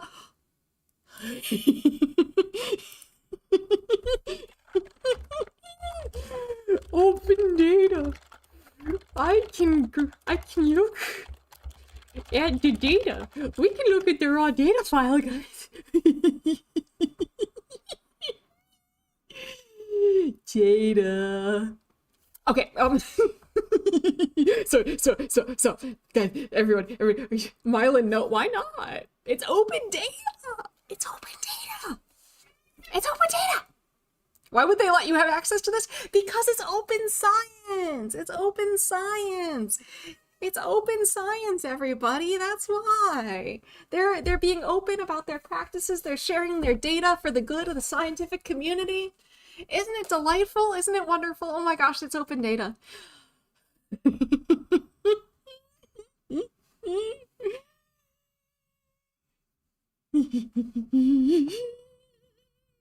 Life is good. I might have to check that out after this. Okay. I believe the cryptid OES has gotten us. Open data. Open data. I love open data. I'm gonna do my open data dance. We might need to reboot the cryptid. I'm fine. I'm fine. I'll be all right. Do we want to reboot the cryptid into a different form? Okay. Ethics approval. Good, good, good. Lovely ethics approval. We'd love to see it. And this also means they did, to share their data like this, to make their data publicly available, they would have had to get approval for that for the ethics board. Luckily, this seems to be a trend against. Yes, I'm always so happy when I see people sharing their data openly. I always do my best to share my data, and I always, like, assuming that I'm not collecting any identifying information, which is the vast majority of the time, I make sure to write into my ethics application that I am planning on sharing the de-identified data, and I'm very, very happy that this is becoming more and more common practice. It's just good overall for the integrity of science, for for transparency, for a wide variety of reasons. I think that this is great. There are some cases, of course, where you shouldn't share your data, like if it contains confidential information, if it contains identifying information, that kind of thing. But I think overall it's a good thing, and I'm very, very happy to see it being a bit more serious. But I am still giddy and giggling on the inside because I love data, and I want to play with this data set. I'm not gonna lie.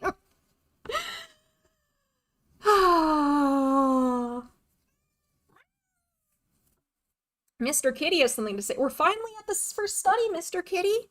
We're finally at the first study. Are you here to hear about the study with us? Let's see what we've got. We got study 1. The purpose of study 1 was to establish that conspiracy theories are related to the justification of violence against one's own government, which is a very interesting thing.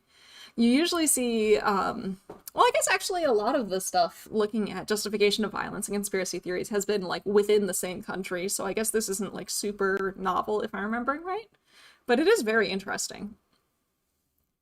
While also exploring the role of political participation in these effects, in the context, very nice, right?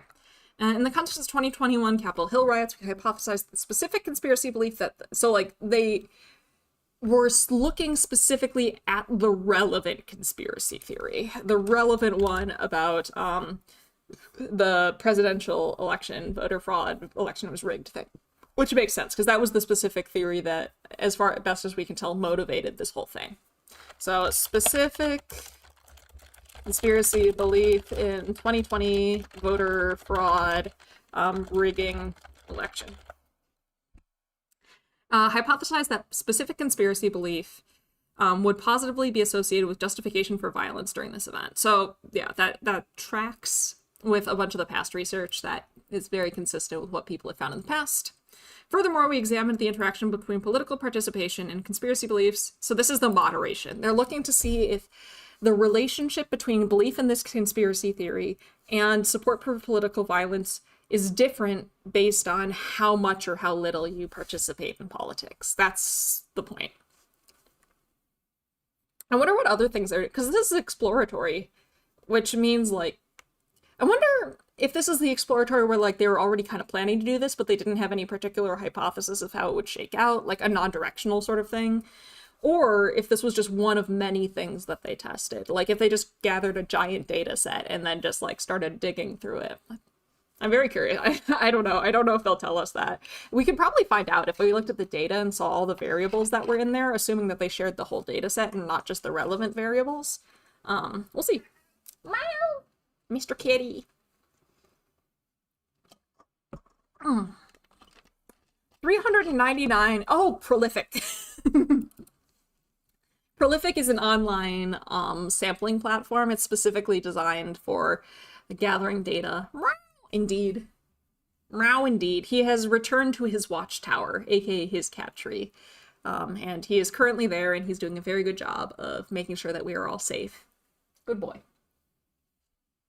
Okay, so Prolific, this is an online platform where you can recruit people online to participate in studies. I think, actually, I know some of Sai's viewers are participants on Prolific. I'm actually a participant on Prolific. Maybe one day I'll participate in one of your studies. It was fun going to the conference this past weekend, and I think I saw 1 or 2 studies that I participated in being presented. That's the nice thing about being both a researcher and a participant, is like sometimes you get those moments of like, oh, that's what that survey was about. It's very fun. Okay. 27 participants reported in their survey they did not meet the criterion. I wonder what they only... Okay, pre-screen to only include... So specifically, they pre-screened them. That is, before they were allowed to participate in the study, they made sure that they fit this criteria. But 27 people supposedly fit the criteria, and then but they didn't actually. Maybe they like lied on the initial time they asked them, or maybe there was a misunderstanding or something, but either way, 27 people got in who shouldn't have been in, so they just didn't include them when they analyzed the data. Total sample size of 372, 80% power. So this means that there was 80% power just means like they had a decent sample size for the thing that they were looking for. To detect a small effect sizes. So they weren't expecting this to be a very strong relationship. One-sided, interesting. They said this was exploratory, but they're looking for a one-sided test. But I guess if this is specifically about the relationship between those 2 variables, that's not super exploratory because people have found it before, so maybe that makes more sense. They were just expecting the results to be consistent with prior research. Okay, sorry. I'm just thinking out loud at this point. Participants, 186 men and 108... Whoa, what? Perfect split? No non-binary people. Well, I guess this is Trump voters, so that might make a bit more sense. Ages ranging from 20 to 80 years, mean of 46.41, standard deviation of 14.02. So like average age of 46, give or take 14 years. The study was cross-sectional survey, which means everything happened at the same time. So like this was not like a before and after, or like measure now, 2 weeks later, measure again. All of this happened at one time point. This is a single study, single survey. All items were measured on 7-point scale, from 1 being strongly disagree to 7 being strongly agree, unless they say otherwise. So assume 1 to 7 unless otherwise stated. Full scales, including answer options, are available in the supplement. Thank you for the thorough supplement. So supplemental materials, by the way, if you're unfamiliar with the concept, they're just like, a lot of journals have word counts. They like word count limits. Academics will like talk on forever and ever and ever if you let them, as you can tell by how long this stream has been going, and we're only on the 3rd page of the paper. We'll just yap forever if you let us, and there's always more details you could theoretically provide about your study.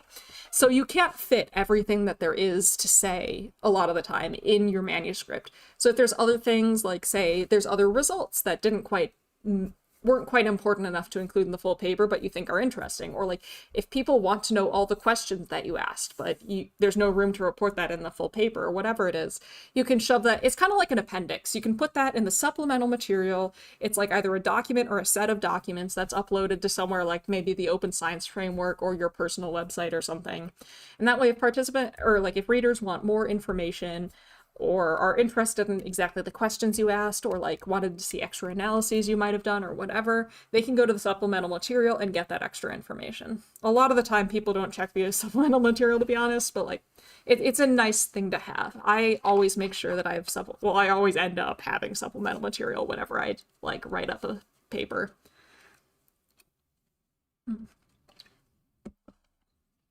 Okay, so how'd they measure justification of violence? Altered version of the attitudes towards political violence scale. I've never heard of this. Attitudes towards political violence scale. That sounds like an interesting scale. Vigeti and Litvey, 2022. Each item started with to express political discontent. It would be acceptable for the rioters. So, like, this is how they customized it. I'm guessing they added this bit specifically to make it about this specific event. Arm themselves, physically harm a government official, had good internal consistency. This is an alpha level. It's a way that we make sure that all the questions in a scale are getting at the same underlying thing. It's kind of like all 6 of these questions are getting at the same sort of underlying opinion. If the alpha was lower, that would indicate that, like, this isn't just getting at support for political violence. There's probably some other things mixed in there as well. Okay, so they use the CMQ, aka the Conspiracy Mentality Questionnaire, to measure conspiracy mentality. Pretty standard measure. I think the 2 main measures of conspiracy mentality are the CMQ, which is this one, or the, what's the other one? It's 4 letters. Why can't I remember the name for the other one? Because the other one's the one that I use more often.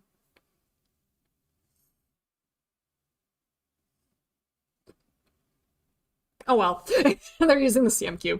Let's just leave it at that for now. Election fraud conspiracy theory.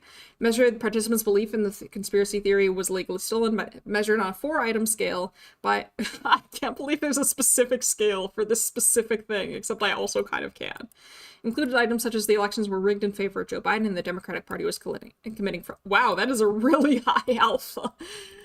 This reminds me of, like, you can tell, like, these are not necessarily, these could theoretically be separate conspiracy theories, but the thing is, belief in conspiracy theories about a particular event tend to be correlated with belief in other conspiracy theories about that same event, even if those conspiracy theories are mutually exclusive. Like, even if they contradict one another, if you believe, sometimes I feel like belief in conspiracy theories about an event, like, say, January 6th, or, like, I think the classic example based on a certain paper, one of the first papers to sort of like talk about this is Princess Diana's death, things like that. Oftentimes, at least in some cases, with specific events, conspiracy theories aren't so much about finding a specific explanation of what happened. It seems more like they're saying something is fishy. And so therefore people will often believe in mutually exclusive conspiracy theories about the same event. And it's not like they think that both of them are true necessarily. They just think both of them are possibilities and maybe believe them about the same. It's more like saying the official explanation is wrong as opposed to my specific explanation is right a lot of the time, I think. So it makes sense that even if these are separate conspiracy theories, belief in them is highly correlated. Like, it's like the details don't matter, kind of. Like, I think that something's weird here. In this case, I think that the Democrats cheated. The details of how they cheated or who specifically was behind the cheating doesn't matter.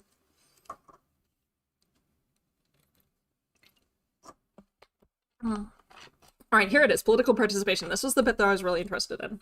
How they were measuring that. Hello, Mr. Kitty. Adapted version of this scale, 11 items measured on a 7-point scale ranging from number to all the time. Items ask participants how often they'd written to a politician. So this is the one that it's specifically normative, legal, political action. Hello, Mr. Kitty. He's very strong and beautiful. And then they control for things like age. Okay, so age is at least somewhat fairly consistently correlated with conspiracy belief.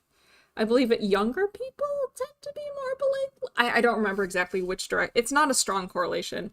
Gender, it's interesting that they're controlling for gender. Maybe gender's related to political participation, because gender is not related to belief in conspiracy theories in any consistent way. Education. Education is negatively correlated with belief in conspiracy theories. The more educated you are, the less you tend to believe conspiracy theories. And political orientation. Political orientation has a complicated relationship with belief in conspiracy theories. It's weird. Liberal to conservative. Okay, results. Oh, correlation matrix. I love correlation tables so much. This is one of my like nerdy things, but I just love me a good correlation table. Is that weird? It's just like so much information in such a nice compact format. It's delightful. Good correlation table. Me like. All right. Election fraud conspiracy theories. The interaction between. Okay. Let's look at the correlation table. Here we go. Correlation table. So justification for violence. Oh, it not only does it have the correlations, it also has means and standard deviation. So these are on a scale for 1 to 7, which means that justification for violence was pretty low. And this was on 1 to 7, agree to disagree, right? So most people, the midpoint of the scale would have been 4. The average agreement with justification for violence was 2.32. So on average, people are disagreeing that violence was justified in this event. And these are all Trump voters, mind you. Conspiracy mentality, people were, I wouldn't say that this is significantly above average, probably, but people were slightly above average in conspiracy mentality. So on average, they're slightly agreeing, or they're neutral to slightly agreeing with the conspiracy mentality stuff. They're neutral to slightly agreeing with the conspiracy theories about voter fraud. Political participation, was that also on a scale of 1 to 7? Yeah, see, this is what I was talking about, everybody. So, okay, so political participation, their scale of political participation, the mean is 1.38. The lowest possible response on political participation was 1, which was never. Political participation in this sample is low. They're like even, I would hesitate, I would, this might even be a floor effect. Like nobody in this sample is doing very much political participation at all. They're not really participating politically. That's why I was surprised when they said like the majority, almost everybody's saying they never participate in politics. Like on average, never. So 38%. I don't think that's quite how, I wouldn't say 38% because this was multiple questions. And it was on a scale of 1 to 7, right? So like it could just be like maybe almost everybody was saying 1, 1, 1, 1, 1. Almost everybody was saying never, and then you had like just a small handful of people who were saying always to everything. It could be like everybody was saying never to most of the questions and saying like sometimes to a few of the questions. Like we don't know how this breaks down, so it's not really a 38% thing.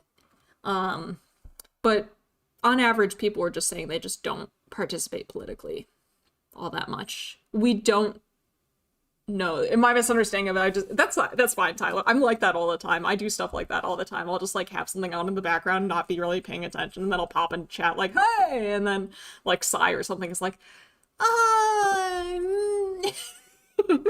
it's something that we all do, I think. Gender, age, education. Education was 3. What was their education measure? Did they tell us how education was member? They did, didn't they? Education. Ranging from no education. Oh, they don't quite tell us the scale, so I don't really know what this means. And political orientation. So this was all Trump voters, so it makes sense. Okay, yeah. So 0 would have been moderate. Anything negative would have been liberal. Anything positive is conservative. So it makes sense that the mean is like 5.49 because this is all Trump voters. So they're like middle conservative. They're not slightly conservative on average, but they're also not extremely conservative on average. They're just kind of conservative on average. There's a positive correlation between conspiracy mentality and justification of violence.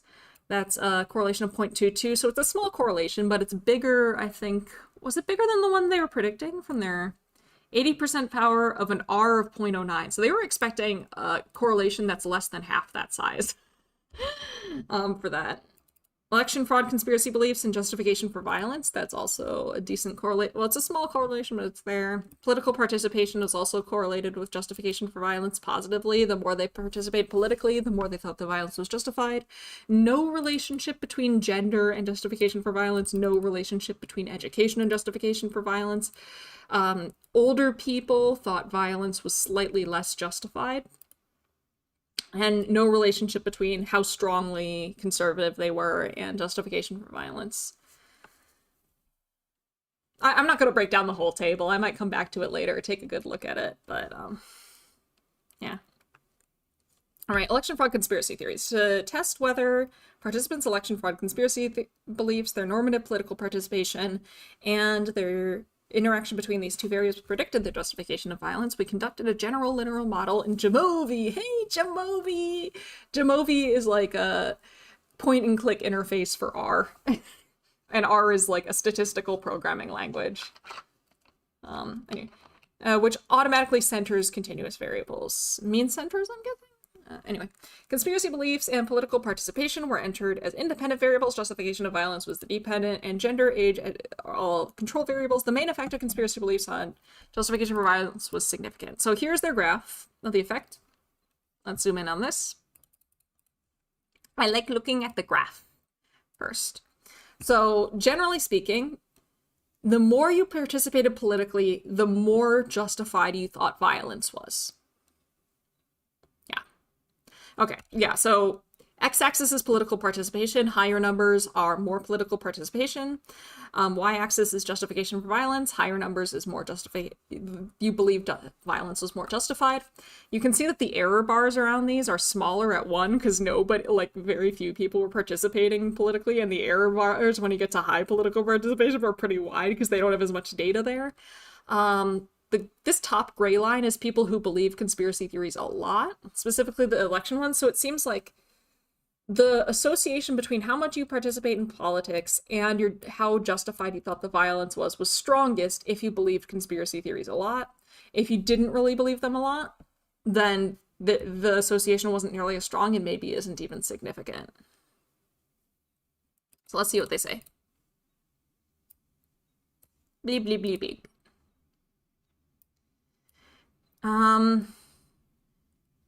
Partial eta squared of 0.11. Okay. That's a decent effect size. At least by psychology standards. I'm sure if like Phi or Z was here and they saw partial eta squared of 0.11, they'd be like, huh, pathetic. This is what it takes you to mimic a fraction of our power. But for psychology, that's not bad. Social psychology, that's not bad at all.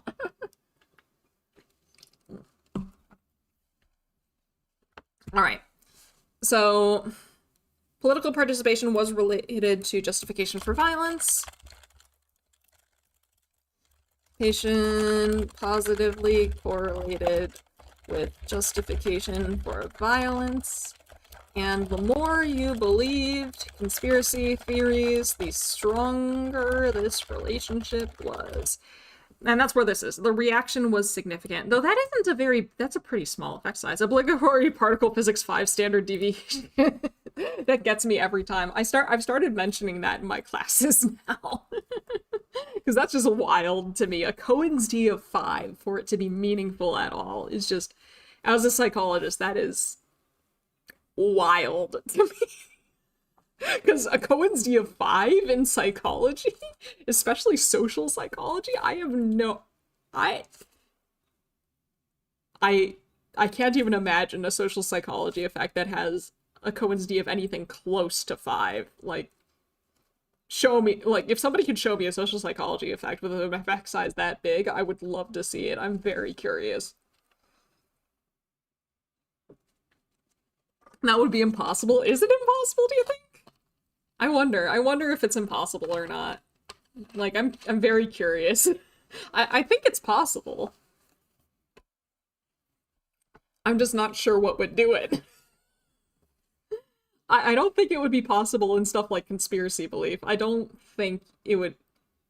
I don't want to say it's impossible, but like, I can't imagine that would happen in like conspiracy belief, but I imagine that there probably is something in social psychology where you might be able to get an effect size that big, maybe. Maybe. I don't know what it would be though. I genuinely, and like you would have to erase your error variance hardcore. I think the biggest effect size I've gotten is like a little over one, a Cohen's d of 1, I think.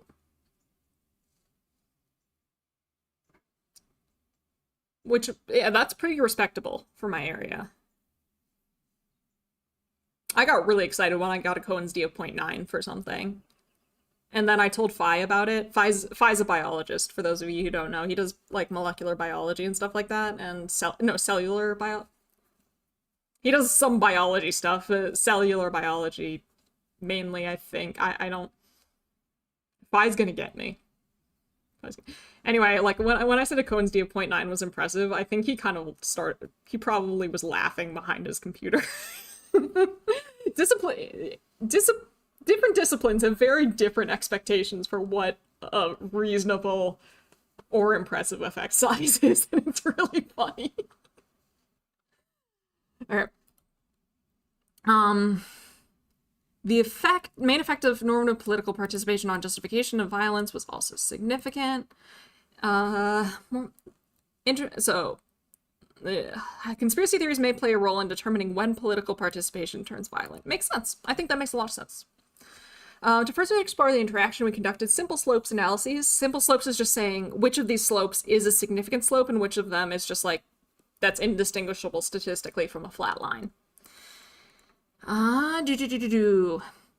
At low levels of political participation, the relationship between conspiracy beliefs and violence justification was significant.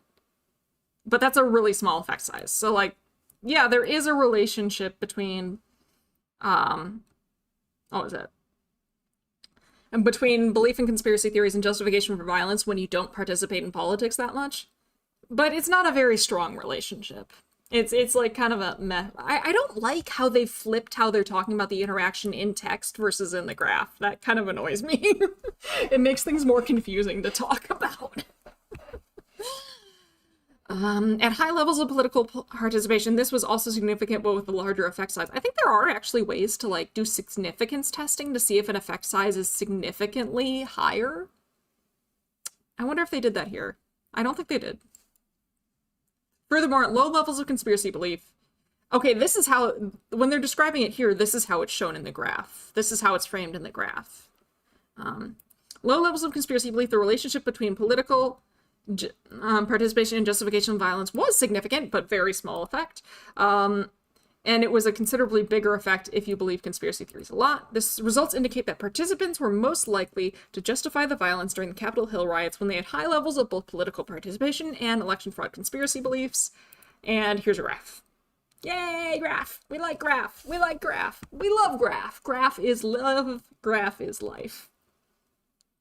Conspiracy mentality. So this isn't just like election fraud conspiracy belief. This is just general worldview that makes you more prone to believe conspiracy theories.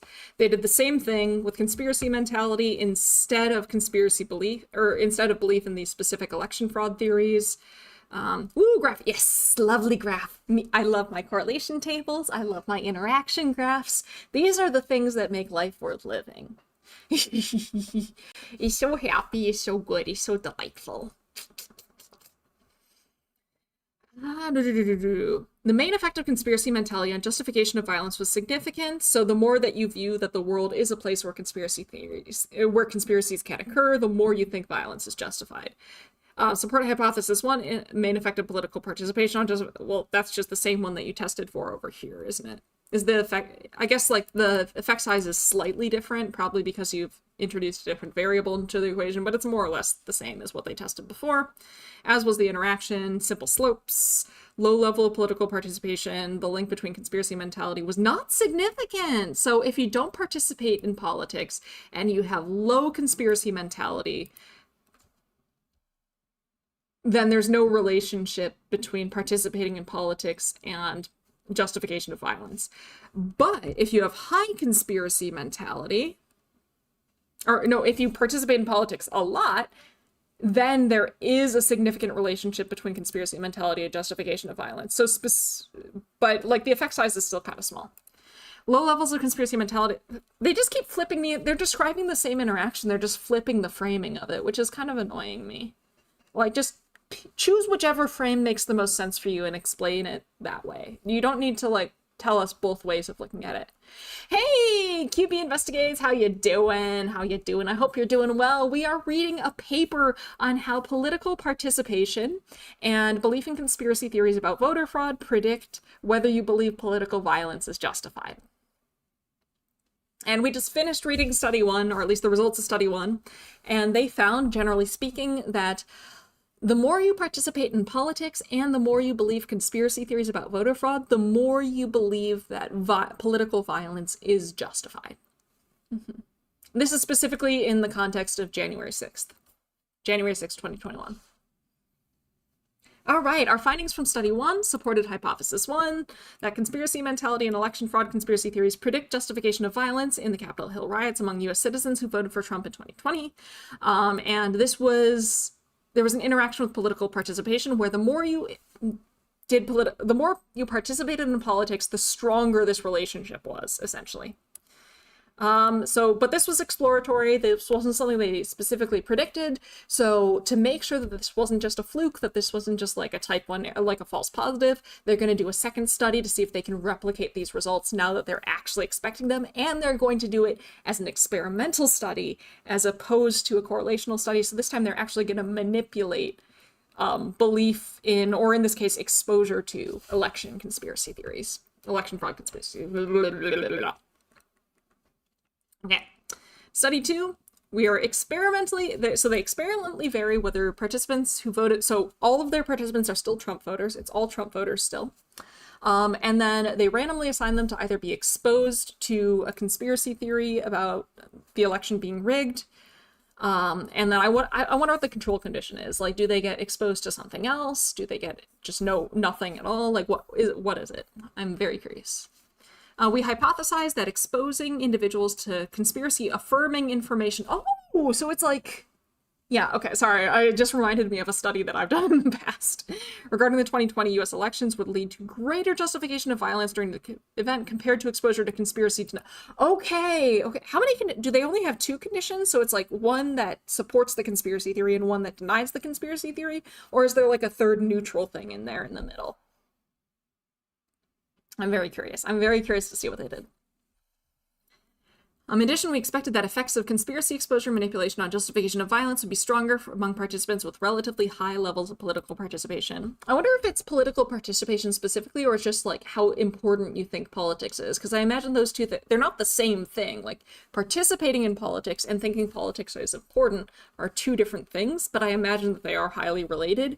And honestly, I think the more convincing argument is that it's not political participation that's doing this, it's how important you think politics is. I think that's probably what's driving this, as opposed to just participating in politics. But I do think that, like, participating in politics is probably a good sort of like proxy measure of how much you care about politics. Like, I imagine they're highly related to one another. I'll say, so they've almost doubled their sample size. I see enough people on Twitter who find politics really important but have a fit if asked to participate. Yeah, I think people like that, that's like, I don't think they're the same thing. I don't think finding politics important and participating in politics are exactly the same thing. I think they're related, and I do think that it's how important they are that's probably the most important thing here, as opposed to how much you participate in them. Especially given that we do know that there are findings. They're measuring political participation specifically as legal and normative political participation, and we know that people who really believe conspiracy theories are less likely to engage in legal and normative political participation. So I don't think that political participation is really the key thing here. I think it's how important politics are to you, but political participation is predicting this stuff because it's highly related to how important politics are to you. But again, yeah, it's not the same thing. It's not this... You can think politics are very important and not participate in them, in normative ways, or you can think politics aren't very important, but maybe you participate in them in normative ways just because like it's a social norm. It's kind of what you're expected to do. You feel obligated to do it even if you don't really care. Anyway, getting a little off track again. But I think that this is an important thing because I think that you need to consider this when you're interpreting the results. Like, is it actually political participation or is it how much you care about politics, right? And I think that those have different implications for what these results are saying. Yeah, I don't know. I'd be interested to see somebody tease that apart. So almost double the sample size of study one. Specifically, so once again, they specifically only narrowed it down to people who said they'd voted for Trump, but by the time they ran the study, 48 people who previously said they voted for Trump were no longer saying they voted for Trump. So those 48 people were excluded. Their final sample size was 751, with 377 in the control. That's not a control group, though. Well, I guess I don't know. It depends on how you think about control. So it looks like they only have two conditions. So two conditions.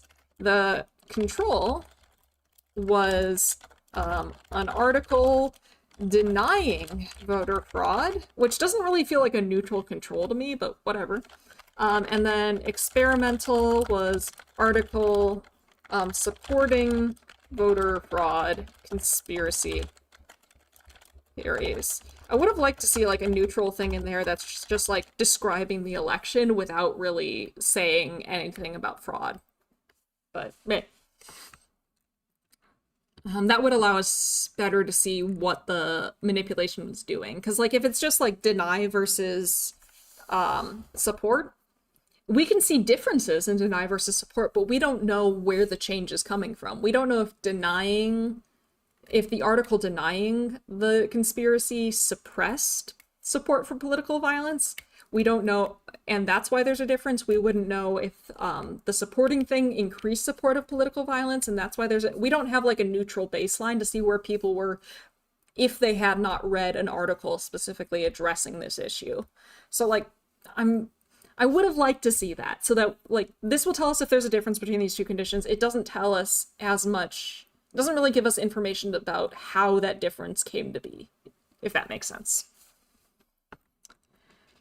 Assuming that there is a difference, which I believe the abstract said there would be, so denying if you already believe would increase belief, I'd say. Yeah, Archnavis, I wonder, I think there is some evidence of like well, I don't know. It's unclear if that would increase belief, like if that would, like if saying, hey, your belief is wrong would cause people to double down. It's unclear if that would, like, I think that's kind of like sort of the preconception of conspiracy theorists is that like if you deny their belief, they just use that as evidence that there is a conspiracy that's trying to be covered up. So yeah, I don't know. It could be that reading the article denying the belief would make them double down. It could be that reading the article denying their belief would not change their belief. It could be that reading the article denying their belief slightly reduces their belief. We don't know because there's no control group, and also this is a between subjects design, so we're not actually measuring change over time either. So we can't tell what exactly, like we could see if there's a difference between the condition. We can't really intuit how people changed based on the condition. We can just say if the conditions are different. Like we can speculate. We can absolutely speculate, but with this study design, we can't tell how that difference happened, if that makes sense. I would love to be drawing this out right now. I guess I could, but honestly, I'm getting pretty hungry. Especially in scientific setting, conservatives are often not great fans of the scientists. Yeah, that's true. There was a really interesting like symposium about that, like sort of related to that at the conference I was at this weekend, actually.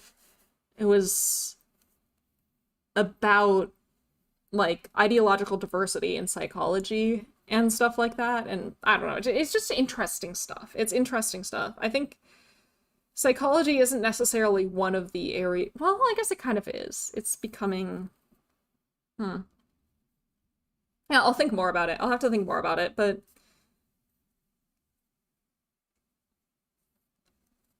Yeah. I've got to think more on this and like read more on this, I think. But yeah, there are some interesting differences in various things, but I think it depends on the topic that you're talking about.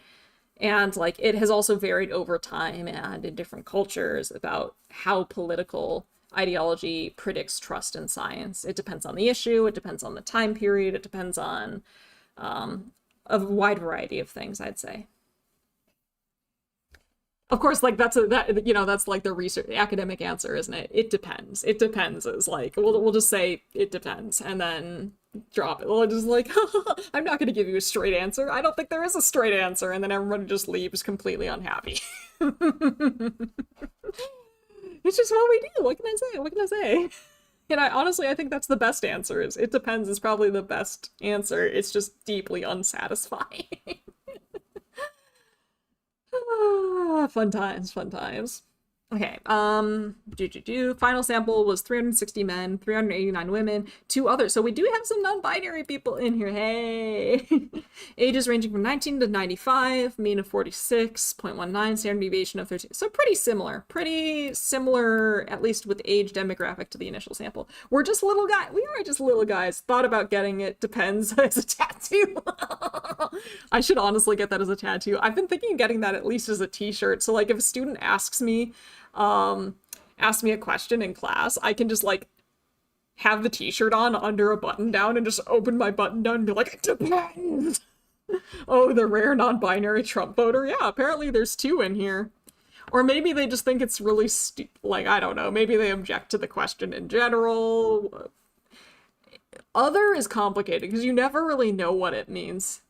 Non-binary alpha equals 0.05 merch. If I ever get big enough to do a merch drop, maybe I'll do that. One merch thing that I would love to do is a normal distribution plushie. I would love to do a normal distribution plushie. I have a friend who has a handmade normal distribution plushie that one of his students made for him. I would like to make a Mylan normal distribution plushie as merch. That would tickle my fancy. Okay. Procedure. What does that even mean? The normal distribution is a frequency distribution or a probability distribution, depending on how you're framing it. It's symmetrical and unimodal, so it looks a bit like this. Most people, or of the highest probabilities, right in the middle. As you get lower, with 2 tails and a cat face, maybe. Basically, let's say that this is the population distribution of, like, conspiracy belief. There are some people, or maybe not conspiracy belief, let's call it, like, population distribution of, like, depression symptoms, or whatever it is. I know what it is. How would you make it into a plush? Oh, okay. Sorry. I would make it into a plush it's literally, I bet I could crochet one with it. That would be awesome. That would be so cool. I could make one. It's just a stuffed lump. Exactly. It's a stuffed lump. It would look like I'm drawing with my, why am I drawing with my mouse? I literally have my tablet right here. Let's find an empty-ish spot. Okay. What I'm imagining is, let's take purple. It would be a plushie. And it would look roughly like this. We'd have this, it's 3D, so you've got like stitching along the sides, and it's genuinely just like a lump. It's genuinely a lump. You maybe put some eyes on there, put a mouth on there. I usually draw it like to indicate tails. Like, this is the body, this is where the head is and the ears, and then you have the tails. Maybe we could do that as well. But I don't know. I think it would be just, it's a cute little, yeah, it's basically a pillow. It's basically a pillow. We could have a myelin one. Like, a me distribution. A myelin distribution. Like that. It looks like a trubbish. It kind of does look like a trubbish. This is what I'm picturing though. Something like this. That would be like some merch that I would love to make. Looks like a blob, because it is a blob. That's part of its charm. It's part of its charm is that it's a blob. Okay. Let's keep going. But one day, oh, I think they are stray cats. I believe they are very friendly and cute. Oh, speaking of cats, Mr. Kitty is the most adorable kitty in the entire universe, and he's right over there, and I want to pet him. He's doing a very good job, I want you to know. All right. Measured justification of violence, so starts writing pattern. That's so powerful of you, QB. I give you my strength and my power. I believe in you. I might make a pattern. I have a whole bunch of like scrap fabric that I have no use for, so honestly, I just might go and make some prototypes at some point. Maybe I could just like, it's handmade merch made by Mylan themselves. Put in an order and I will make you a custom distribution thing. The copyright lawyers have reincarnated as a slime call. It's okay, it's fine, it's not round. It's not round. If I started making like I don't know, like pie chart plushies, maybe we'd be in a bit of trouble, but Rimuru doesn't have a tail. Rimuru doesn't have tails, okay? Rimuru isn't... I don't know. Nep has been talking about making her own merch collab 1. Who knows? Colors may vary. Yeah, exactly. Colors may vary. I can make it custom colors, custom patterns. If I'm hand making it, I could do a lot of different things with it, right? You know? And like, I have a sewing machine. I have a bunch of fabric scraps. I actually have a giant bag of like plushie stuffing. Like, I could do a whole bunch of stuff. I could make wild merch. Could I make a Rimuru plushie? Yes. I have patterns for stuff like that. I could do that. Many possibilities. Maybe next convention, I'm just gonna make a Rimuru plushie and attach it to a headband and just wear a Rimuru on my head. Oh, from the slime show? Yeah, yeah, from the slime show. Participants provided their informed consent following the... Okay, so yeah, they used all the same measures as before. Demographics were measured the same. Yeah, all the measures are the same. Okay. Participants read an internet article by an unknown Republican author. So they wrote these articles. They just said that they were by an unknown... About the 2020 presidential elections. In the conspiracy condition, participants read a text containing several arguments affirming the conspiracy theory. I thought it was pronounced Rem? I don't know. Rem? Rimuru, Nemuru. I thought it was the I thought it was. Could have sworn it was. I can never remember the character for Mu. Let's write this. Let's write this in Mu, right?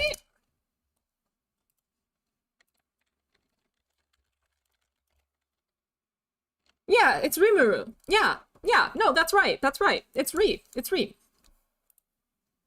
At least how it's spelled. It's spelled Rimuru.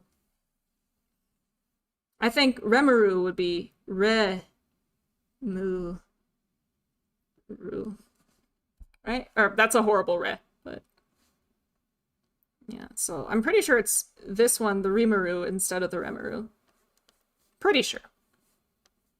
I haven't been keeping up with the slime anime. I kind of got bored of it a while. I loved it when it was first coming out, like the first season, but then it just got to a point where like Rimuru was so OP that I just kind of got bored.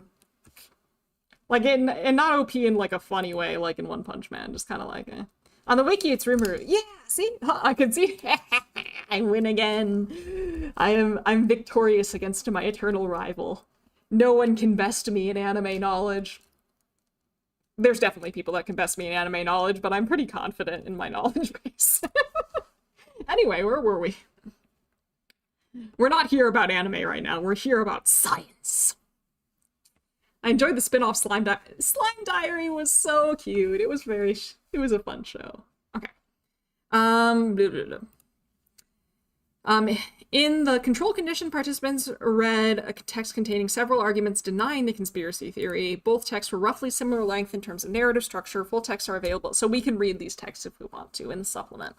Did I mention this is an open access article, by the way? So if you want to read this yourselves, there's a link to it in the description of the stream, as well as the DOI. Okay. And it's open access. Participants then provided a brief summary of the article they read and answered a dichotomous question on them as a manipulation check. So they did a manipulation check to make sure that people actually read the article and noticed the part of it that mattered, indicating whether the author believed the election was rigged. So it's always good to do a manipulation check. In my lab class recently, I had a fair number of students who did a manipulation check to make sure that people noticed the manipulation. And unfortunately, the people who were participating in their study did not actually read the thing or notice the manipulation. So it's like, there wasn't actually... The link doesn't work? Boo! I'll have to try and fix that after stream. Thank you for letting me know. Following the internet article, participants completed the conspiracy beliefs and justification of violence measures. So they read the article first, then they did this. After completing that, they answered the questions, and then they were debriefed, informing them that the article is fake. This is what we're doing the study on. And then they were redirected back to Prolific, presumably. All right, manipulation checks. Ooh, this is... Okay, so people were reading it. Oh, I need to say you left me hanging in the statistics play. There's no correlation or regression. I had to fare for myself. I'm sorry. I think there should be one on correlation in there, but yeah, I don't have one on regression. I'm planning on doing some lectures on regression in the future, but I don't have materials for that yet. But I should have materials for regression starting, like, in the fall. In the fall, I should be able to start creating materials for regression. So in the future, I will continue that lecture series and start going into regression, I promise. But there is some stuff in correlation in there, definitely. Googling the number after personality science in the description works. Woo, okay, that's good at least. Yeah, that's the DOI. But yeah, I'll have to make sure that the link works. If it doesn't, of course, you can always Google it, but yeah. All right, manipulation check. So it seems like people generally were noticing the manipulation. They noticed the part that mattered. We report the results of the full sample. So even if they failed manipulation check, even if they didn't notice it, they're still going. Just remembered what I planned to say when the stream What is it, Astral? What? Oh, I'm nervous now. I'm not as nervous as if you're classic Mylan feet in the...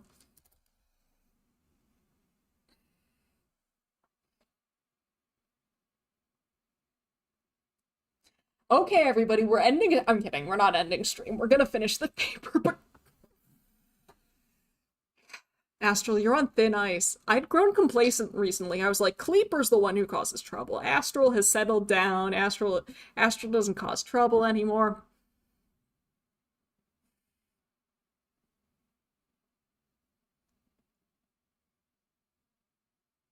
Look what you've done. I had faith in you.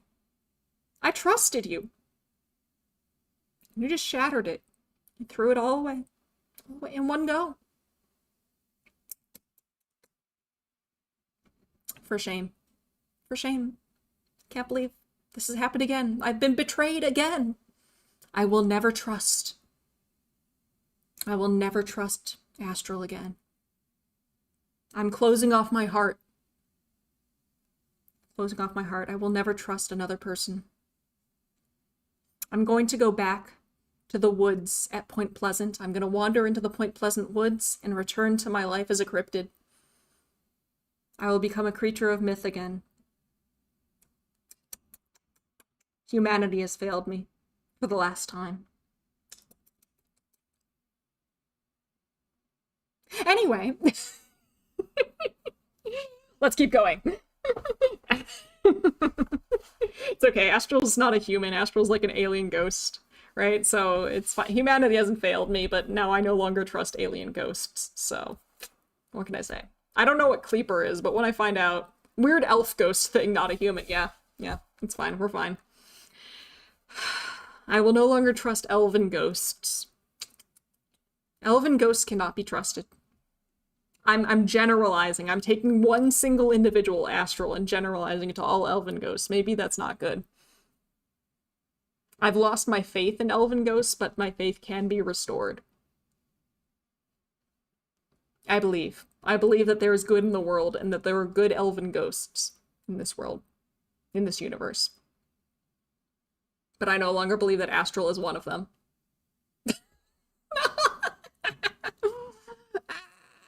It's just a small sample size. It's a small sample size. N of 1. I need to remind myself, I cannot trust N of 1. That's not nearly enough. Not sure how to feel about that. Maury, did you become an elven ghost specifically when I wasn't looking? Are you an elven ghost? Maury? Degrees of freedom equals 0. You are correct, Tyler, unfortunately.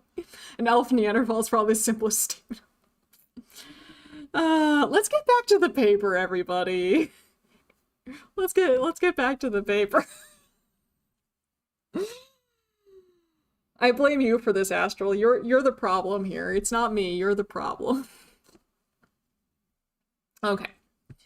These results when excluding participants who failed the dichotomous manipulation check were similar and in fact showed a stronger effect size for the interaction. So results don't change. In fact, they get stronger when you include, you get the same results whether you include the people who failed the manipulation check or not, but the results are stronger when you exclude the people who didn't notice the manipulation. Here's the graph of their results. Participants in the experimental condition. Wait, what? Where? Oh.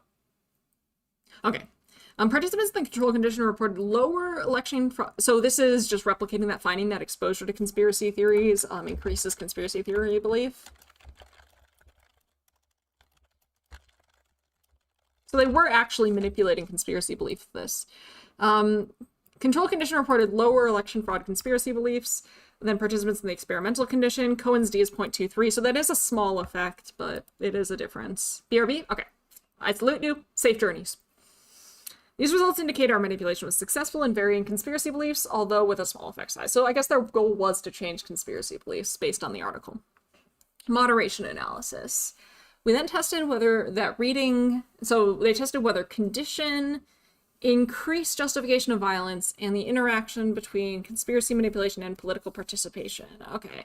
They included gender, age, education, political orientation as controls, general linear regression. Conspiracy manipulation was entered as the IV, justification of violence was the DV, political participation is the moderator. Okay, so here's what they find. We're seeing what appears to be a significant main effect of political participation, but let's see. So the conspiracy manipulation did nothing on its own. But whichever article they saw had no effect on support for political violence on its own. Did not support, so that's interesting. Manipulation on its own did not predict political violence support, but I guess that makes sense in that, the thing in study 1 that was predicting support for political violence was conspiracy belief, and the manipulation itself is not conspiracy belief. Yes, it did increase conspiracy belief, but only a small amount, so I think that makes sense, or at least, I'm not super shocked that they didn't find a difference there. The main effect for political participation was significant, though, again, look at the eta squared. That's a small effect size. But the more you participated in politics, the more you thought just the violence in this incident was justified. And we found a significant interaction. Again, small effect. But, so in the control group, there wasn't really a relationship. Okay, wait, let's see. Let's see if this was significant. Yeah. So the effect of the manipulation at low, I don't like how they explain the interaction two ways. Just frame it in the way that you have it graphed, which I think is the second one. So I'm only going to read the second time they explain the interaction. It's the same interaction. You're just framing it in a different way. You're saying the same results. You're just framing it in a different way. That bugs me. I mean, I kind of get it, but it bugs me. Just pick one. Pick one. In the control and state the one that matches how you framed it in the graph first, please. This personal preference I got. I think that the way that they've set it up is confusing to me personally. In the control condition, the association between political participation and justification was significant.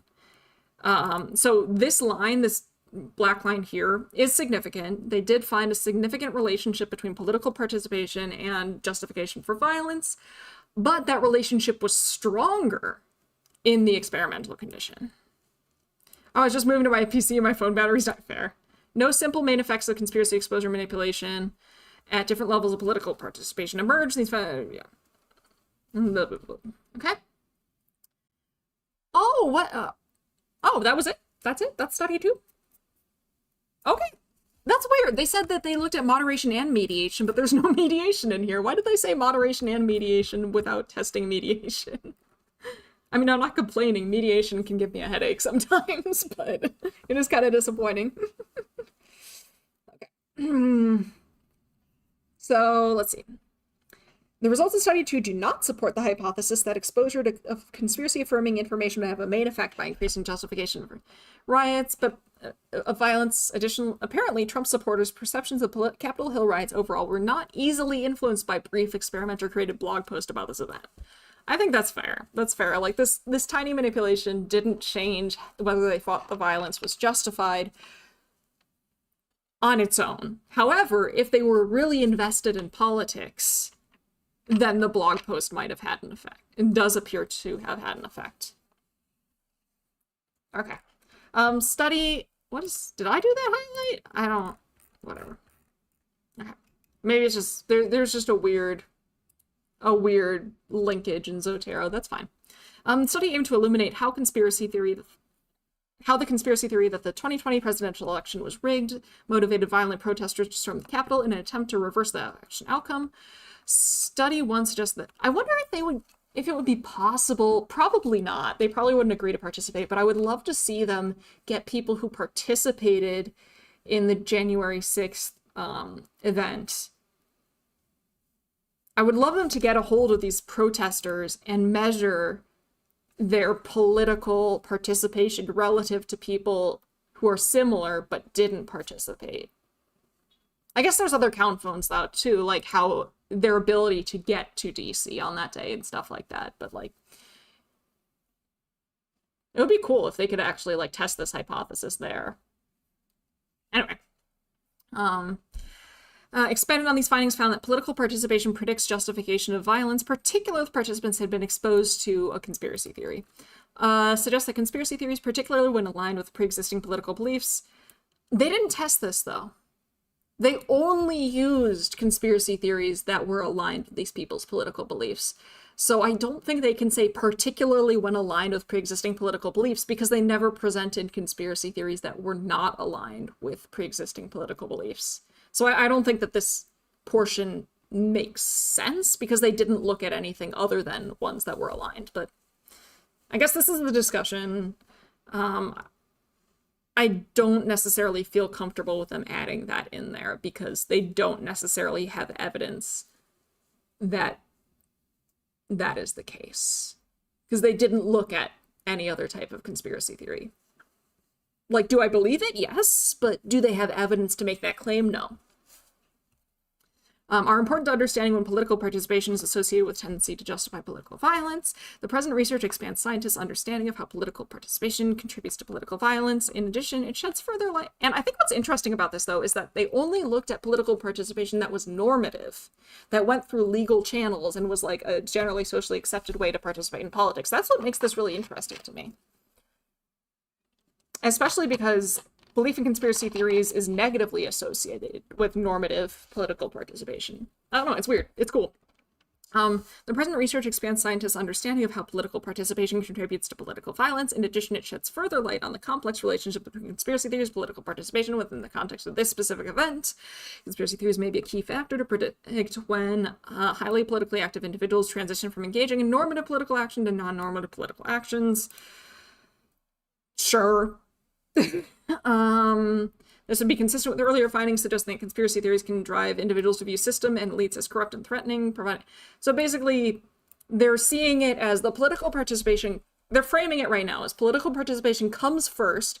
These people are already invested in politics, and then the conspiracy theory comes in, and then the conspiracy theory causes them to channel that investment in more antisocial ways, or at least non-normative ways, when they were previously channeling it through more normative participation. So the conspiracy theory just changes how they're participating in politics. They already were participating in politics. The conspiracy theory just changes how, I think, is what they're arguing. Argument is that people were already engaging in politics in normative ways, but the conspiracy belief came along and then subsequently they channeled that energy into non-normative political action, or at least support for non-normative political action. Okay. Alright. I think I get it. And conspiracy theories may intensify their beliefs that violence is necessary to achieve this goal. Yeah, presumably politically active individuals are inherently motivated to change the status quo, and conspiracy theories may intensify their beliefs that violence is necessary to do that.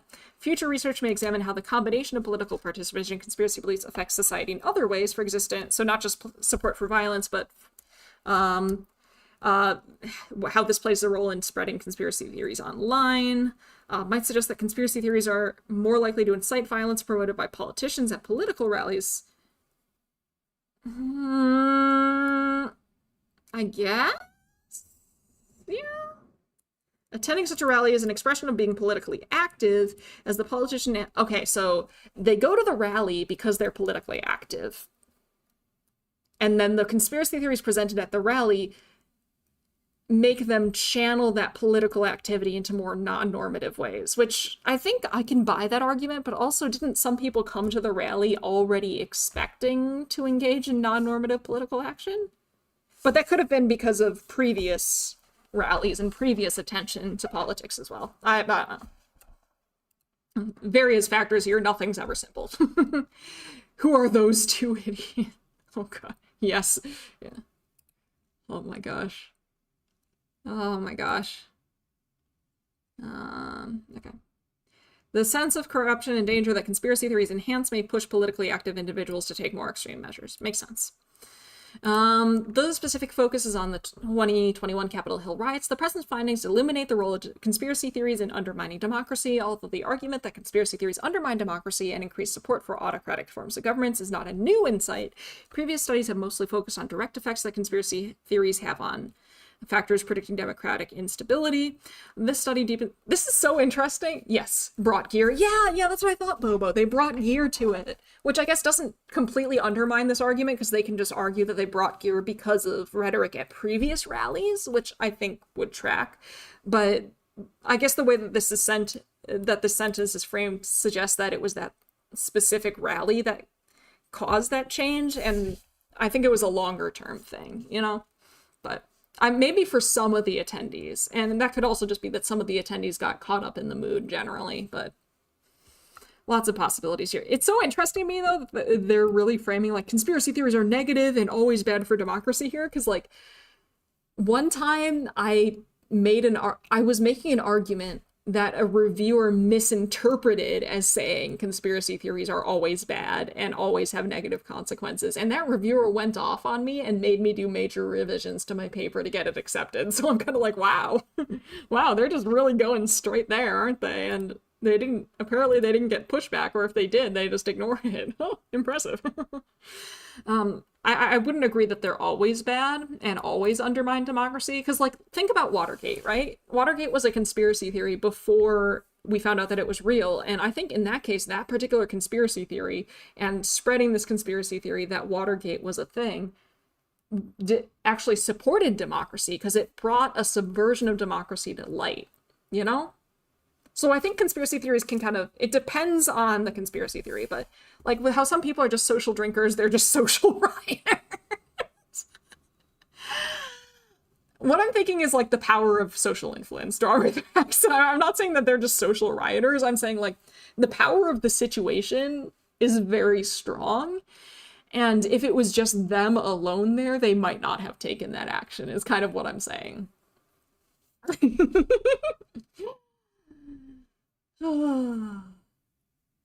So I guess if you want to put it that way, maybe. I fail to see how Taylor Swift as a clone undermines democracy. That too. I think they're specifically like going political conspiracy theories. I think they're not saying that outright. I think they're kind of like implying, though, that it's specifically political conspiracy theories undermining democracy. And I would say that like many political conspiracy theories do undermine democracy, but not all. some may even help democracy, depending. It depends, you know, the whole t-shirt, it depends. I don't think many people form a riot on their own. I only do red riots.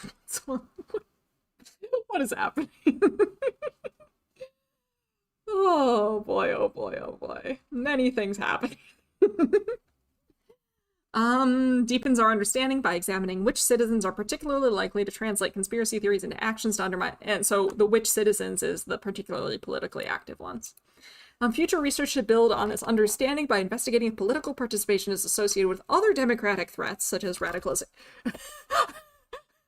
I'm sorry, I'm sure that this isn't their intent, but it's so funny to me that they're framing it as, if you participate in politics, you're a threat to you're a potential threat to democracy.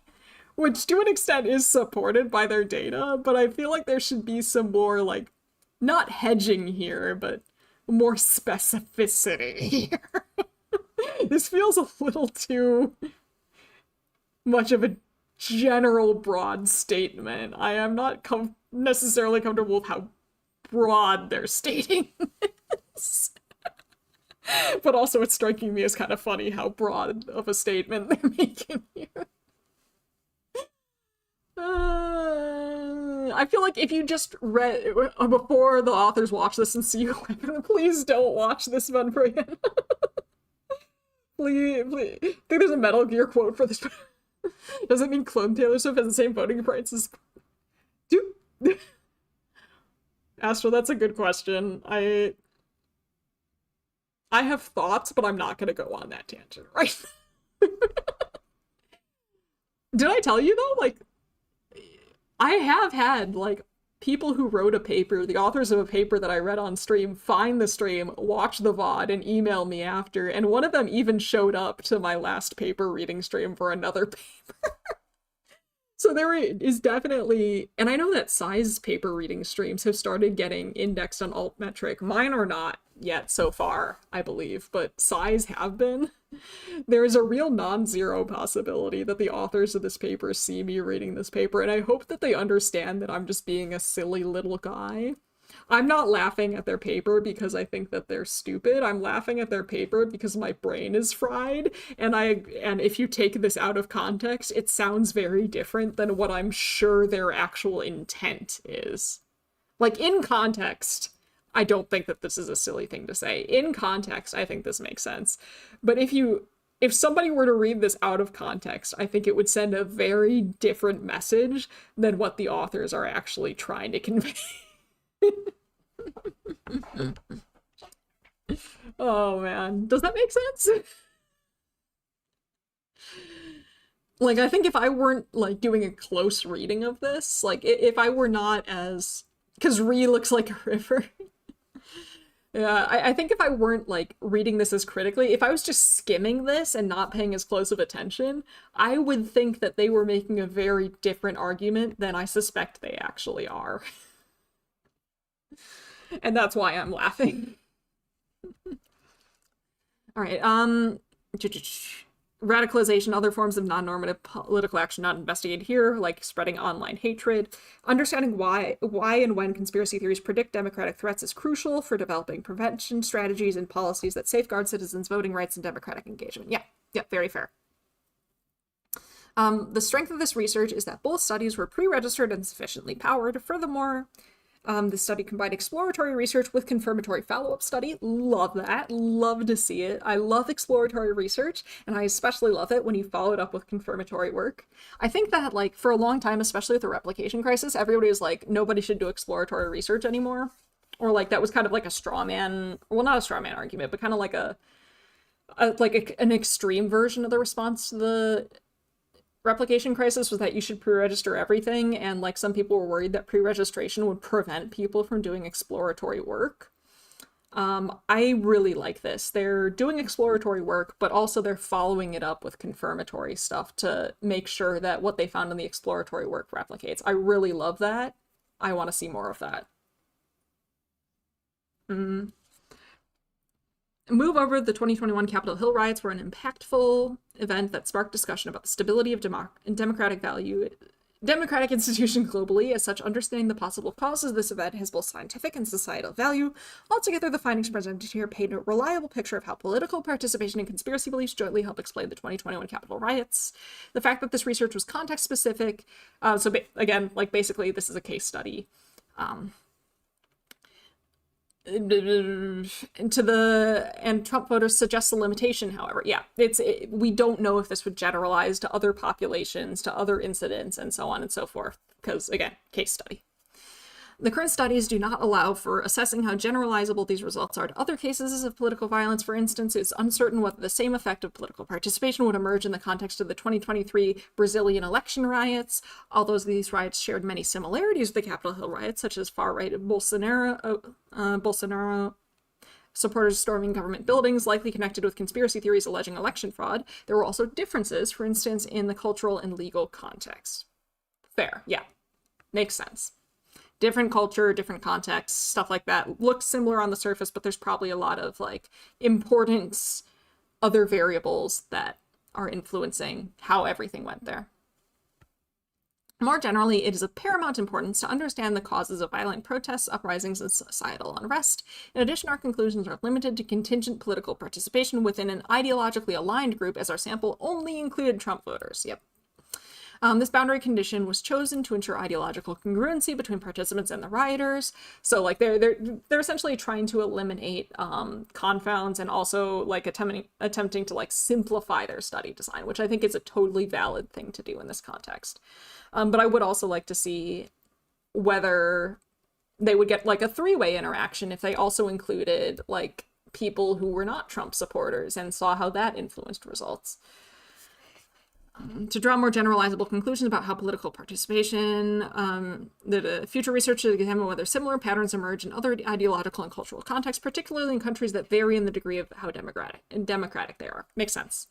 Another set of limitations pertains to features of our research design. First, our reframing of the theoretical model was not pre-registered. So yeah, the pre-registration is great, but things will always happen. Like some unexpected thing will happen and you will have to pivot on the fly. And that's pretty much unavoidable, I would say. And I'm glad that they're acknowledging this. It proved difficult to manipulate election fraud conspiracy beliefs as evident from the relatively weak. Yeah, that makes sense. Like a single article, especially as part of a scientific study, is not going to have a major effect on somebody's opinion, probably. Which I do like that for the most part, rather than saying they manipulated conspiracy beliefs, they really frame it in terms of we just manipulated which article they saw, because while they did change conspiracy beliefs a little bit, they didn't like make a big impact, right? We did not manipulate political orientation in our participation in our study because doing so may be difficult, if not impossible. Yeah, so they couldn't randomly assign people to be more or less participatory in politics because that would be rough. That would be very, very difficult to do, especially at scale. I have one information about the 2023 riots, but I don't know if it's important to the paper's conclusion. Ooh, I am interested. I would like to, like, as long as we're taking that sort of like alien third-party observer thing, I am interested to hear it, because I imagine there is a lot of like political and cultural and legal context in there that, while it looks similar on the surface, it would be different and could potentially lead to different results. You three, you must vote more. Exactly. You like pick somebody up off the street. You like take one of your participants, or like you take a bunch of your participants and you put them in buses and you ship them to a rally and you hand them signs and say, start shouting slogans. That would be rough. And probably lead to conspiracy theories if people saw what you were doing. Oh boy, oh boy. Presumably, another set of limitations, Bannon. Yeah. Complicated stuff, yeah. Geopolitics, man. Just social science in general is kind of a mess in that, like, there's so many, context is so important for it that, like, there's so many other things that are going on and you can't possibly control for or measure everything or account for everything in your study. It's just not going to happen. We did not manipulate political... Did not allow for causal, so they can't establish causation. Yeah, fair. They couldn't randomly assign all this stuff. They couldn't experimentally manipulate all this stuff. Not possible. Very, very fair. In addition, we examined the justification of violence instead of actual violent behavior. Getting IRB approval to measure violent behavior is very hard, and you have to get very creative with how you define violent behavior a lot of the time, especially if you're doing an experimental study. If it's correlational, or like it's a natural, if you're like going out in the field and just observing people, that's one thing. If you're taking people into the lab, you have to get very creative with it. While belief in conspiracy theories positively predicts aggressive behavior in experimental studies, I would love to see how this study measured aggressive behavior, because people get real weird with it. Like, to measure aggressive behavior in a lab setting, I've seen stuff like seeing how much hot sauce people will feed somebody, seeing stuff like how loud people will blast people with music, stuff like that. Yeah. Crazy stuff. We chose to measure justification of violence given the specific setting of the riots, yielding significant methodological and ethical challenges to accurately measure violent behavior. Yeah. So I don't know if that behavior was organic or direct. It's not. CDM, are you proposing a conspiracy theory? Yeah, there's no way to know a lot of stuff. Many things are mysteries in this world. Finally, we measured political. Are you aggressive? How about now? How about now? How about now? And just keep poking. I've seen someone measure aggression with shouting. So like verbal aggression. Like there's a bunch of weird creative ways you can try and measure aggression without harming anyone. But you have to get real creative. You got to get weird a lot of the time. Finally, we measured political participation and justification of violence within a specific context rather than measuring normative and non-normative political activity more broadly. This is because we aim to examine our line of reasoning in the context of a prominent real-world example from the Capitol Hill riots. Future research should consider using more generic measures. I consider how different the aftermath was in both countries. Yeah. Lots of stuff. This is very much case study, only one specific incident. Who knows what it would look like in another time, in another place, with different people, different culture, different context, different, like, yeah, we have no idea how generalizable this is. Like, does it only work in this specific context? Is it stronger in other contexts? Is it weaker in other contexts? Does it go the opposite way in other contexts? Does it appear at all? Like, many things like that. Okay, political participation is a hallmark of democracy. Indeed, citizens' right to protest and publicly disagree with power holders constitutes an important difference between democratic and autocratic forms of governments. Paradoxically, however, some specific forms of political participation may violate democratic principles. The 2021 Capitol Hill riots were a monumental event in recent history that has underscored how fragile democratic institutions may be in a polarizing political climate. The present studies suggest that conspiracy theories are an important factor in understanding and predicting. They say important. What were the effect sizes like again? Like, they were still on the range of small effects, I would say. I wonder how important. Like, what the threshold for. I would definitely say they're significant factor. I wonder what the threshold for considering something an important factor is. I don't know. I'm just going into semantics at this point. It's probably not that important. This study hence provides insights into why and when conspiracy theories contribute to political violence. We conclude that political participation predicts increased justification of political violence, and what I just still find it very interesting that it was specifically normative political participation, which is very cool to me. I don't know. But particularly among people who believe in ideologically congruent conspiracy theories whose content reinforces anti-democratic beliefs. Yeah, the content I think is particular because this was specifically a conspiracy theory about voter fraud. If it was like, you know, the Taylor Swift clone conspiracy theory that y'all were mentioning, a conspiracy theory with that kind of content probably would not work in the same way, you know. Or like a political conspiracy theory that has nothing to do with election integrity might also, you know, not show the same patterns here. Even if everything else was the same. Like, if they had done exactly the same study, but used some political conspiracy theory that had nothing to do with voting specifically or elections specifically, then they might not have gotten the same results. And that's the paper. That's the paper. We did it. We got through the whole thing. Well, the DOI is in the description if you want to read it yourself. It sounds like the link is broken, so I'll see if I can fix it. But yeah. What are we thinking? I thought that it was a pretty good paper. I think it was interesting. I still would argue that it's not so much political participation that matters here. I think the real construct that's probably behind this is investment in politics, which does predict political participation, I imagine. But I think they probably would have gotten bigger effects if they'd looked specifically at how invested people are in politics as opposed to political participation. But I don't know, of course. I don't have data on that. That's just pure speculation. But I thought that this was a really cool paper. Some of the results, especially because it was specifically normative political participation, like voting and attending peaceful protests and stuff like that. I thought that that was really surprising to me. And I feel like I learned a lot from this paper. I think it was a very cool paper. What about y'all? What do you think? What do you think about this one? Love to hear your thoughts. More political investment than political involvement, if that makes sense. Yeah, that's kind of what I'm thinking. I think political investment predicts political involvement, you know. But I think political investment is probably the stronger factor here than political involvement. I think